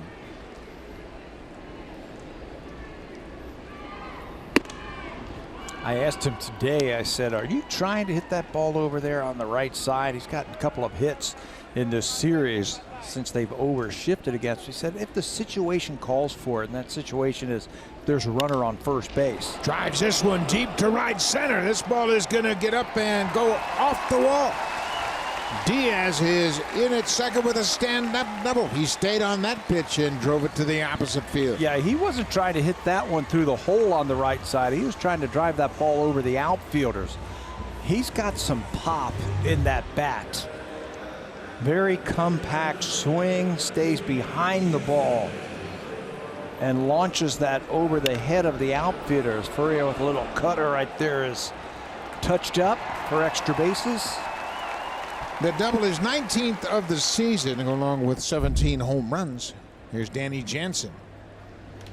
Danny's been on base twice. Jansen walked and scored in the first, struck out in the second, and was hit by a pitch in the fourth.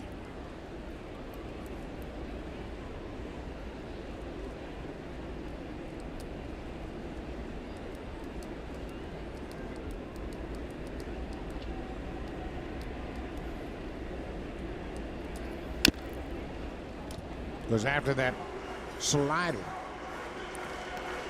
Yeah, he's got all the pitches if you need it. But you see, Tampa Bay, they almost shift against everybody. They'll move around depending on the count. But there's not a lot of information on Danny Jansen, but they still feel like he's going to pull the ball. So they got the 3 infielders on the left side.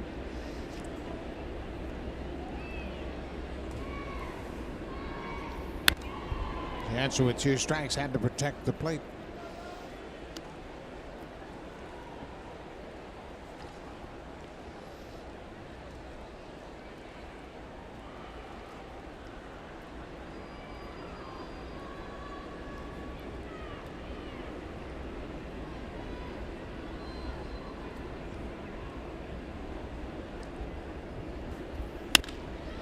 Pull on the ground. Adamas, the shortstop, has it. Strong arm. Jansen's retired. Diaz held his ground at second. 2 outs now. Faria will be a starter in the major leagues. I mean, he's got the body for it. And now he's going to face a pinch hitter. Browdy Solez will get his first big league at bat.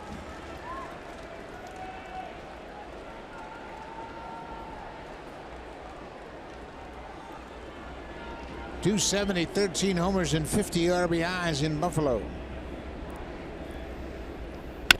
Swinging a drive. Get down, ball. Base hit for Solez. Diaz is around third. He'll score. Browdy Solez, in the first pitch he sees in the big leagues, rips a double to the alley in right center.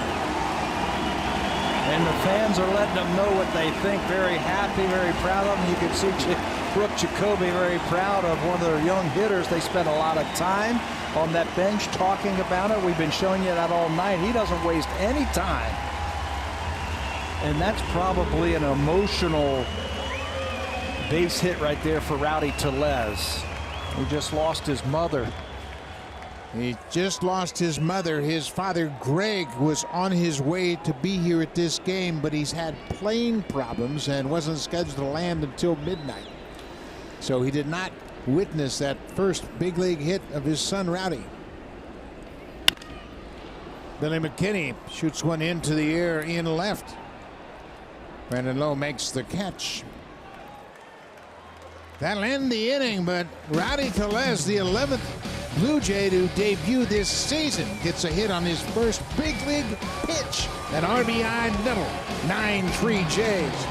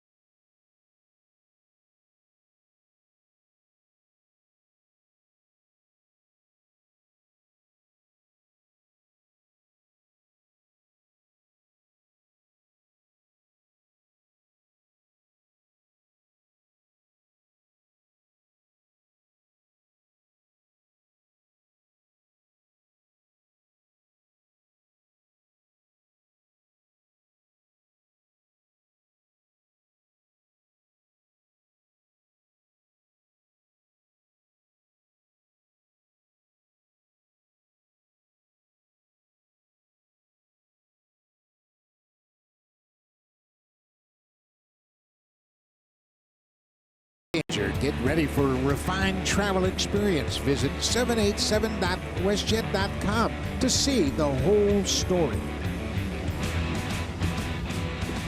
New pitcher into the ball game to start the top of the 7th is Ryan Tepera, making his 59th appearance of the season. Yeah, but the first in a week. He did not pitch in Miami. This is the first time that he has pitched in this series. 59th game already for Tepera, so they wanted to give him a little bit of a blow.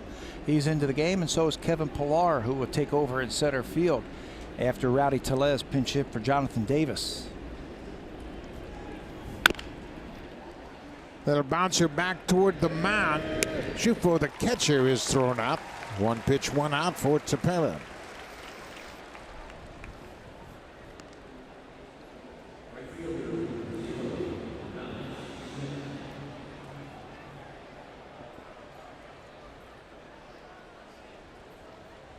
He has thrown a lot. His last game I mentioned was on the 29th at Baltimore, just 2/3 of an inning. A walk through 10 pitches. Chance to work now to get to the back end of this ball game and get Aaron Sanchez a W. Sanchez in line for the win. He has not recorded a win since the first week of June. Malik Smith, he is 0 for 2 with a walk. He drew a bases loaded walk in the second. Ryan Tepera is now 30 years old. This is his 4th season with the Blue Jays. Early in his career, he spent a lot of time on the Buffalo shuttle up and down. Last couple of years, he's been a real stalwart in their bullpen. He's a big leaguer. He's an established big leaguer for me. He, like a lot of the players over the last couple of years, when he hadn't established himself as a major league pitcher, he rode that Buffalo shuttle up and down a couple of times, but last year he really came into his own. He was a starter down in the minor leagues. There was a transition period into the bullpen, and he's gone there. Great cutter, great two-seamer that can really move. 3-0 pitch to Malik Smith. Ball 4. 4-pitch walk after 1 out.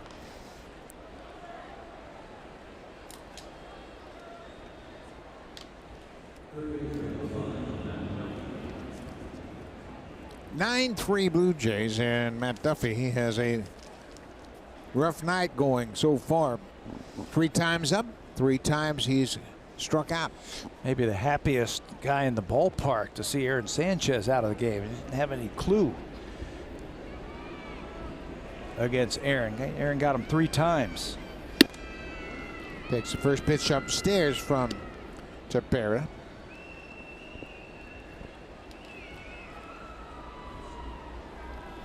Third time this season, Duffy has struck out 3 times in a game. The other 2 times both came in May. Drives this one in the air to right. Grichuk on the run. He calls for it, makes the catch. Duffy is now 0 for 4.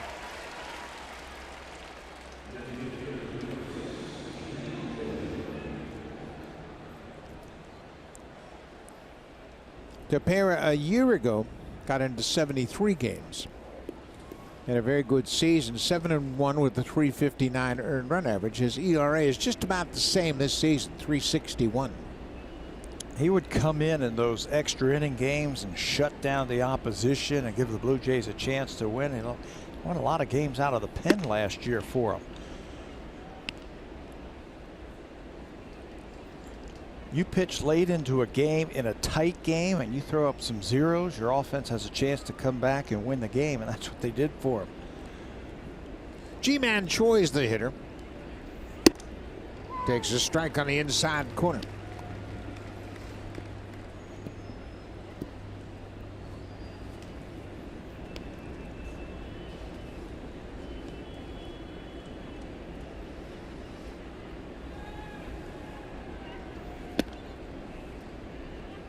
Two and one now.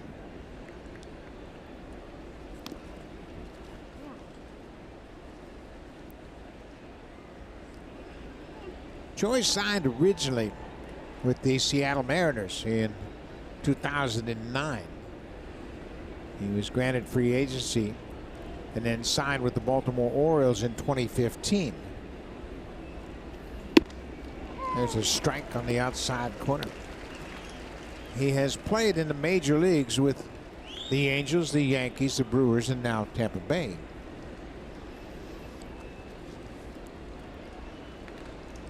Choi was acquired on June 10th from the Milwaukee Brewers for Brad Miller, the infielder. And he got off to a slow start, but lately the bats played a little bit better. 338 over his last 19 games. Kevin Cash was saying, hey, I got to stick with this guy. I know he's going to hit eventually. Lays off that inside pitch. We talk about what a job Kevin Cash has done with this team. They began selling off players in May. Alex Colomé and Denard Span were traded May 25th to Seattle. 3-2 outs. There goes Malik Smith. Ball 4 outside. Second walk of the inning issued by Tepera.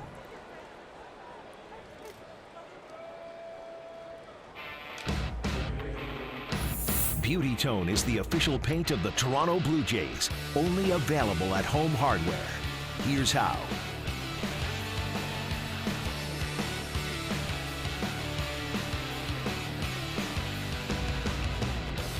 Joey Wendell hitting in cleanup spot tonight. He played pepper with the pitcher all night long. He's grounded out 3 times to the pitcher.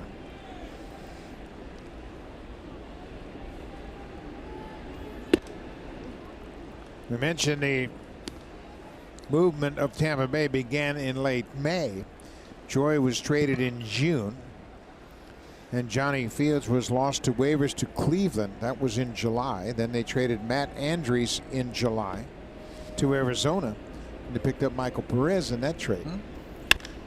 There's a drive to right. Grichuk is right there. Joey Wendell has lined out to the right field. They raise stranded pair. They go to the bottom of 7th. All Blue Jays.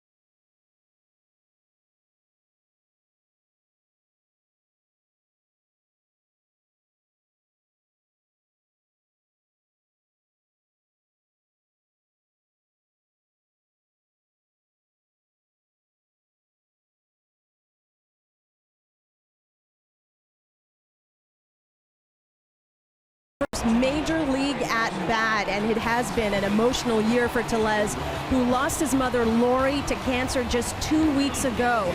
Solez telling me that when he got the news he was coming up to the majors, he reached for his phone and the first number he saw on his list of contacts was his mom Lori's cell number. It was an emotional call to his father. There were a lot of tears. He told me that 2017 was tough on and off the field. That was the year Lori was diagnosed. Solez told me he had trouble dealing with it. He kept everything inside. He actually sought help and got someone he could speak to, and that really has helped him. He credits his baseball family, the Blue Jays organization, for supporting him, particularly Devin Travis and Justin Smoke for helping him get back in the game. Devin Travis hits a fly ball down the right field line. Malik Smith makes the catch in foul territory. Yeah, you know, you forget these guys too have families, a lot of issues off the field. Oftentimes you just look at their baseball record and say, well, he's not very good. Well, you don't know what they're dealing with. And so many of them deal with situations in such a different fashion. It's a tough time. Yeah, early 50s. He was his mom. Lost her. I'll tell you what, you find comfort of your brothers on the field, and that's got to feel good. First pitch he sees in the big leagues, a ringing double. He's a first baseman, and he's been with the Blue Jays a couple times in spring training. Justin Smoke has always been very, very helpful with him, trying to teach him the ins and outs of playing first base and becoming a big leaguer.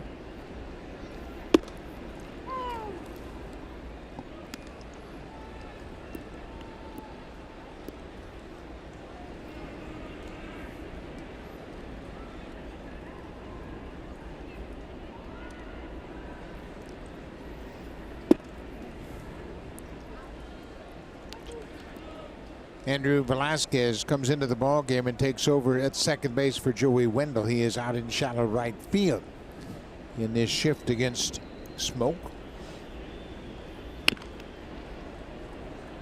Boy, he saw that one. Remember when Justin Smoke first came to the Blue Jays? They would fire curveball after curveball in the dirt, and he'd swing right through it. He's really become a good hitter. He lays off those tough pitches. He waits for him to come to him, and then he just has taken off as a hitter. Upstairs, Faria misses. Jake Faria is in his second inning of work. He leads all of the first basemen in the offensive categories in the American League. You know, home runs, on base plus slugging, RBIs. He's up there amongst all of those leaders in those offensive numbers, and he has just come into his own as an offensive player the last couple of seasons. This year he has drawn 75 walks. That's a new career high. 2 better than his previous total. That was last season when he had 73. Base hit for Smoke. Right into the shift. It was 0-2, and Jake Faria tried this, he tried that. He tried getting Smoke to swing at those. He doesn't swing at those anymore. And he fought back and he got to 3-2. So now you got to come to him. 3-2, and Smokey was waiting for it.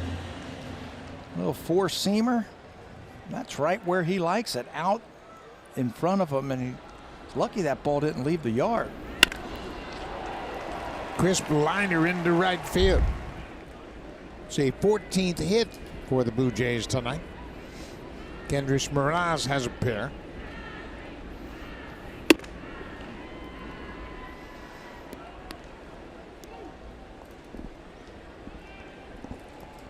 Morales hitting at 259.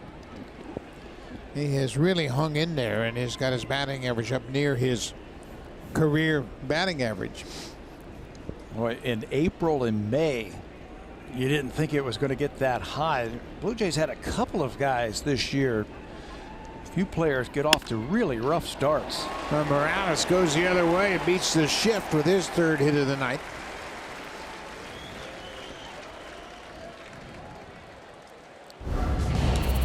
Super Slow-Mo Cam. Brought to you by Samsung Galaxy S9 and S9 Plus. The camera reimagined. Available now. Quite a hit parade for the Blue Jays tonight. They have scored 9 runs on 15 hits. The 15 hits, the most for the Jays since they had 16 on July 25th against the Twins. They got their hitting shoes on again tonight. Looks like Tim Meza is ready to come into the ball game. Just standing by. He'll watch this inning as it unfolds and just throw the pitches accordingly. Randal Grichuk is 0 for 4.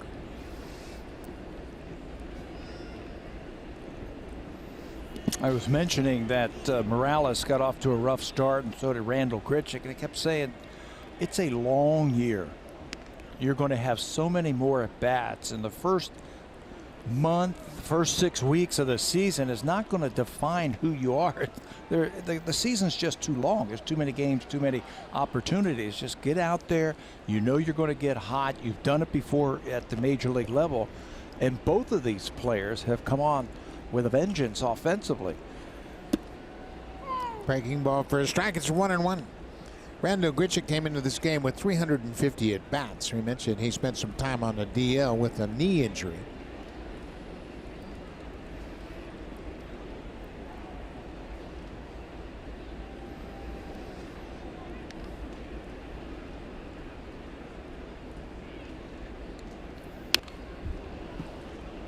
Justin Smoke has 453 at bats coming into this game. Give you an idea, he's got 100 more at bats than Grichuk. Grichuk has that power. He's got 19 home runs. I'm guessing Pilar's got the most at bats. I mean, he plays every day. Smoke has the most at bats on the team.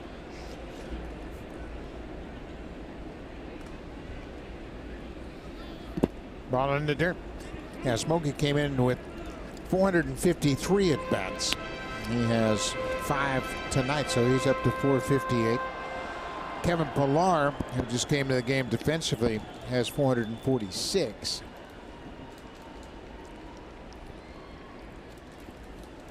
Solarte is third with 433, and he's on the DL. 2-2 to Grichuk. Ground ball. That splits the infielders as Velasquez thought Adamas was going to get it.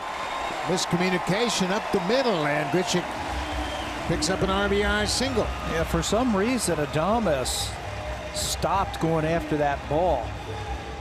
Some miscommunication on that ground ball. It looked like it had a chance to record an out, but the shortstop, he initially goes after, watch Adamas to the left there, and then just stop. That allows Smokey to come around to score. 16th hit, 10th run for the Blue Jays. You can see Adamas and Velasquez, they got their wires crossed. And that is a bouncing base hit and an RBI for Randal Grichuk. Pinch runner is Dwight Smith Jr., who takes over for Kendrys Morales at second base.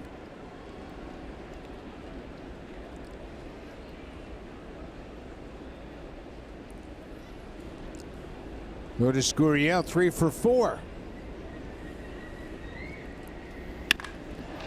Line to the third baseman. That's going to be a double play. Gurriel hit it hard again, but right to the third baseman, and Dwight Smith Jr. is doubled off to end the inning. And the Blue Jays get another run. They take a 10-3 lead. Gurriel's been on everything he's swung at tonight. This time it ends up in the glove of Duffy, who turns it into the inning-ending double play.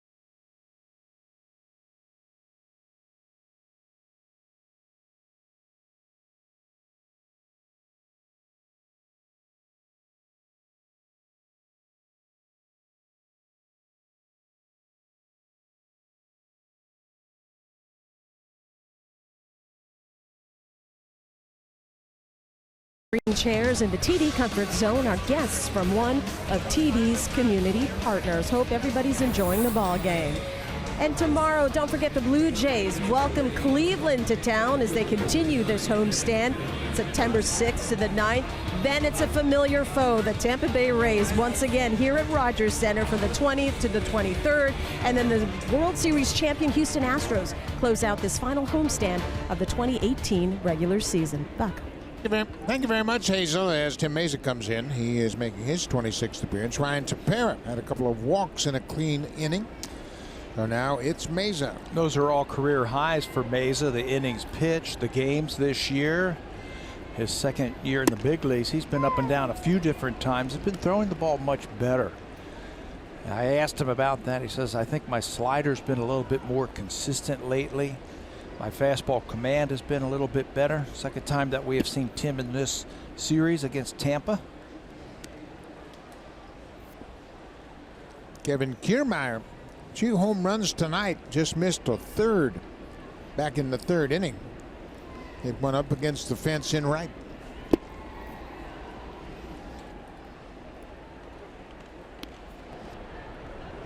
Danny Barnes starting to loosen up for the Blue Jays.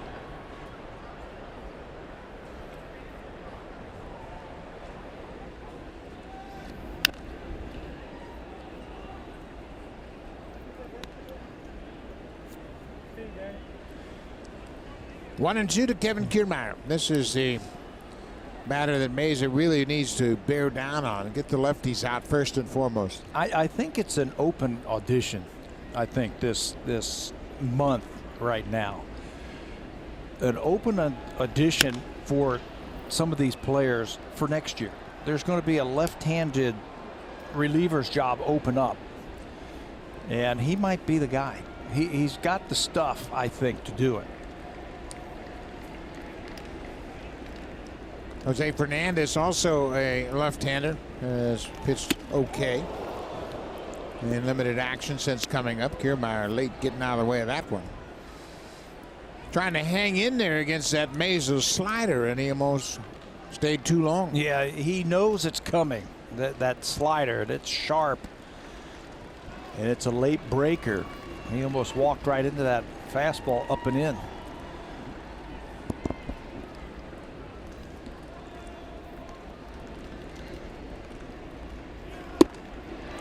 There's a good slider. Mesa strikes out Kiermaier. The Rays have struck out 9 times tonight.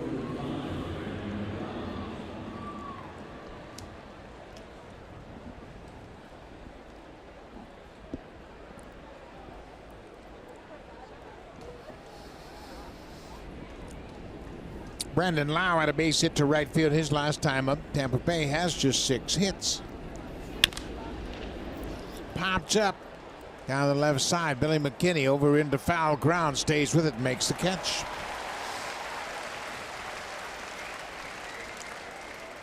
Blue Jays are going to need some left-handed relieving next year, and Tim Mesa could be right there. We've seen Jose Fernandez, a lefty. We're only carrying those 2 lefties in the pen now in the month of September as Pannone has been moved into the rotation. Thomas Pannone will certainly be among those lefties. If he should not make it into the rotation, he will be a guy they would consider, I would think. He's looked good pitching out of the bullpen. Yeah, and it's just, you know, here's your chance to make an impression on the front office on what you can do against competition. The Blue Jays are going to be facing some really good teams from here on out. Next road trip will be Boston, New York, Baltimore, and they'll come home and play Tampa Bay and Houston and go back out on the road to finish up at Tampa Bay. Mesa with a good fastball jumps ahead 1-2 to Willie Adamas, the shortstop. Yeah, he's got big league stuff out of the pen. Now you want to finish him off. 1-2, no messing around. Go right after him.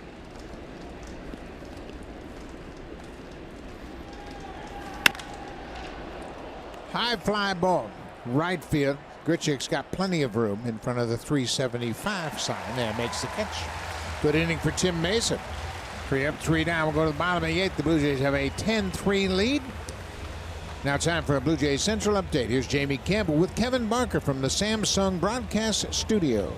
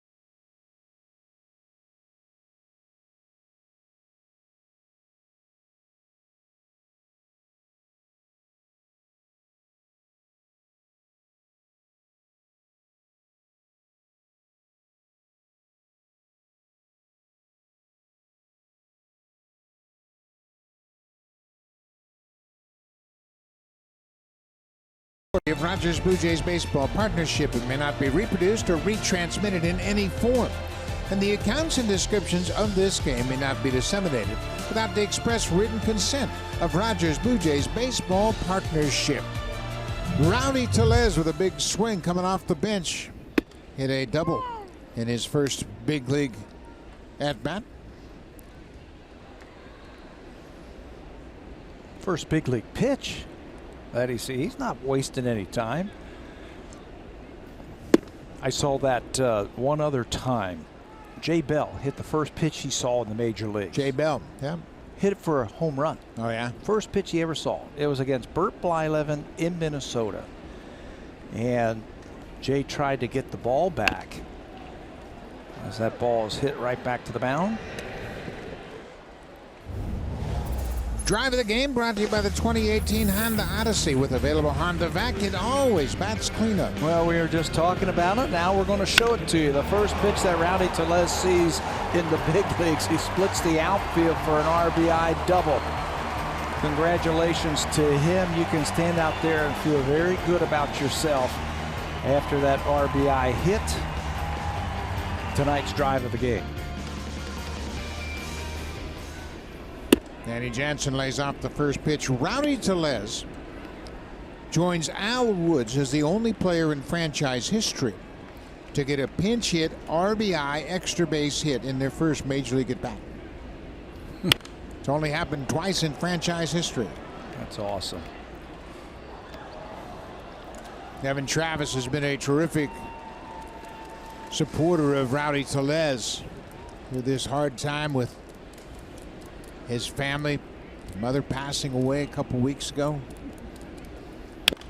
His father, Greg, was flying from Sacramento to come for this game tonight, knowing Browdy had been called up. And he had some trouble. I think he was connecting through Salt Lake City, had an airplane trouble, and he is not due to land until midnight tonight.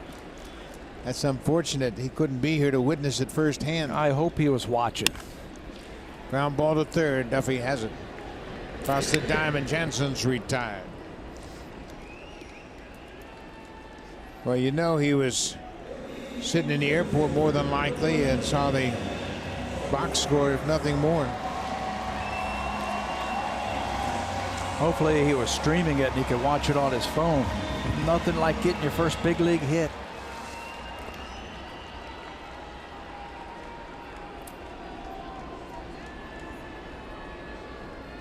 Two outs. Kevin Pilar getting his first at bat.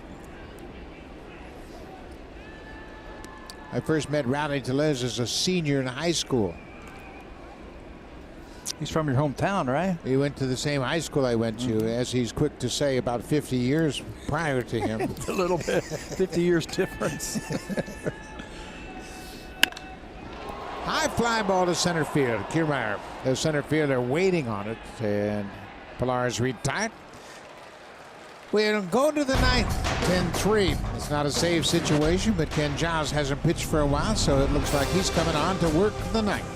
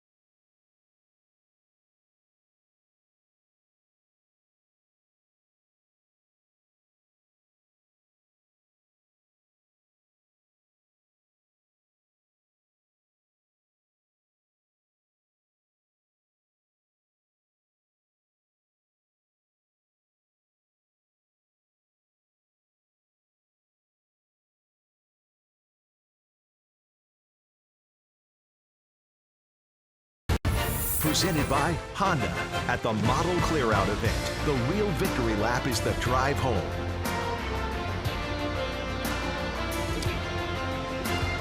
Beautiful shot of Rogers Center. The roof has been closed throughout this ball game tonight, but the Blue Jays got things started early. 7 runs in the first inning.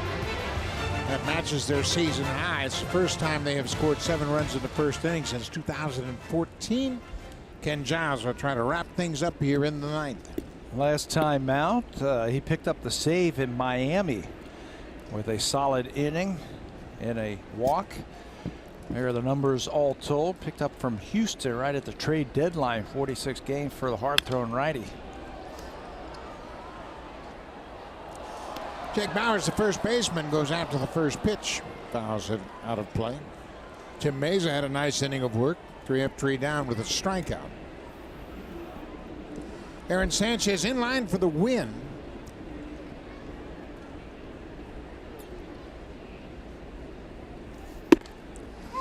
Want to keep your closer fresh, and he hasn't pitched in 5 days. Pitched a couple of times on that road trip. One really good one and one not so good. Non-save situation in Baltimore. There's something about these situations where there's not a whole lot of adrenaline. Blood pressure's kind of calm. But closers, we've seen it over the years. I don't care who it is. Dwayne Ward, Tom Henke, Dennis Eckersley. You bring in those closers, they just don't get fired up for these situations. Yeah, for some reason, they just, and they need work. It's been a while since he has had a chance to close out a game. Bowers hits a weak grounder to first base. Smoke steps on the bag, 1 away. Now for a preview of what's coming up on Sportsnet Central, here's Ken Reed and Ivanka Osmak.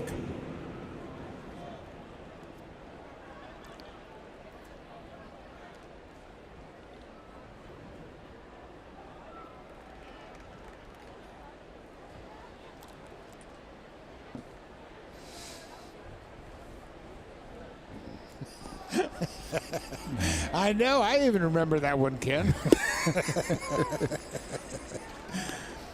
1 out for the number 9 hitter, Nick Schufo.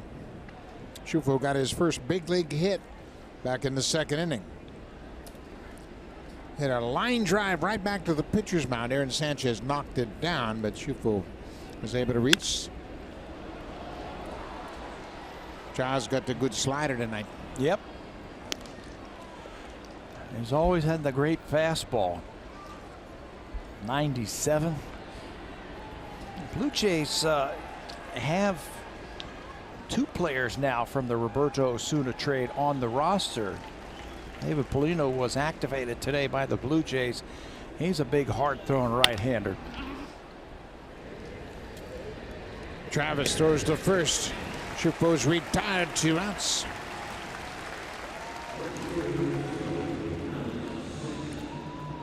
There he is. Anxious to see him pitch. He's been dealing with some injuries.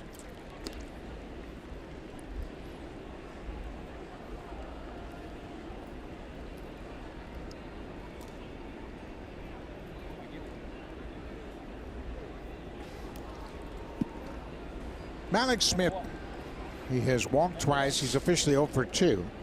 Had a bases loaded walk in the second.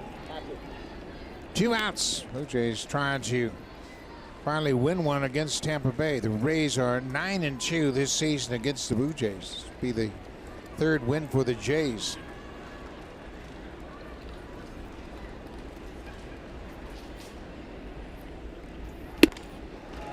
.96 upstairs. Yeah, there's never been a problem with that pitch. When he spots it where he needs to, he can be one of the better closers, I think, in the American League. He's got the arsenal for it.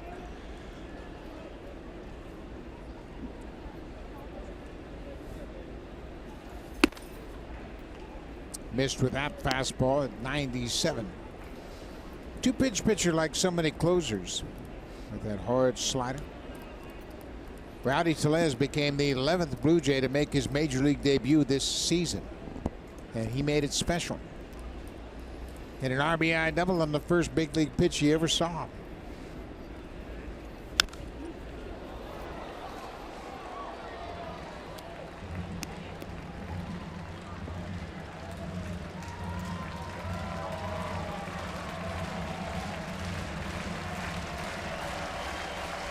Solez just 23 years old.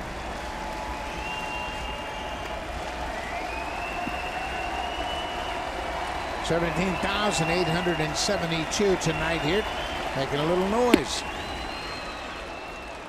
Cleveland will be here tomorrow night, a 4-game series. Edwin Encarnacion and the Cleveland Indians. 4 big games for Cleveland as they are getting prepared for the postseason.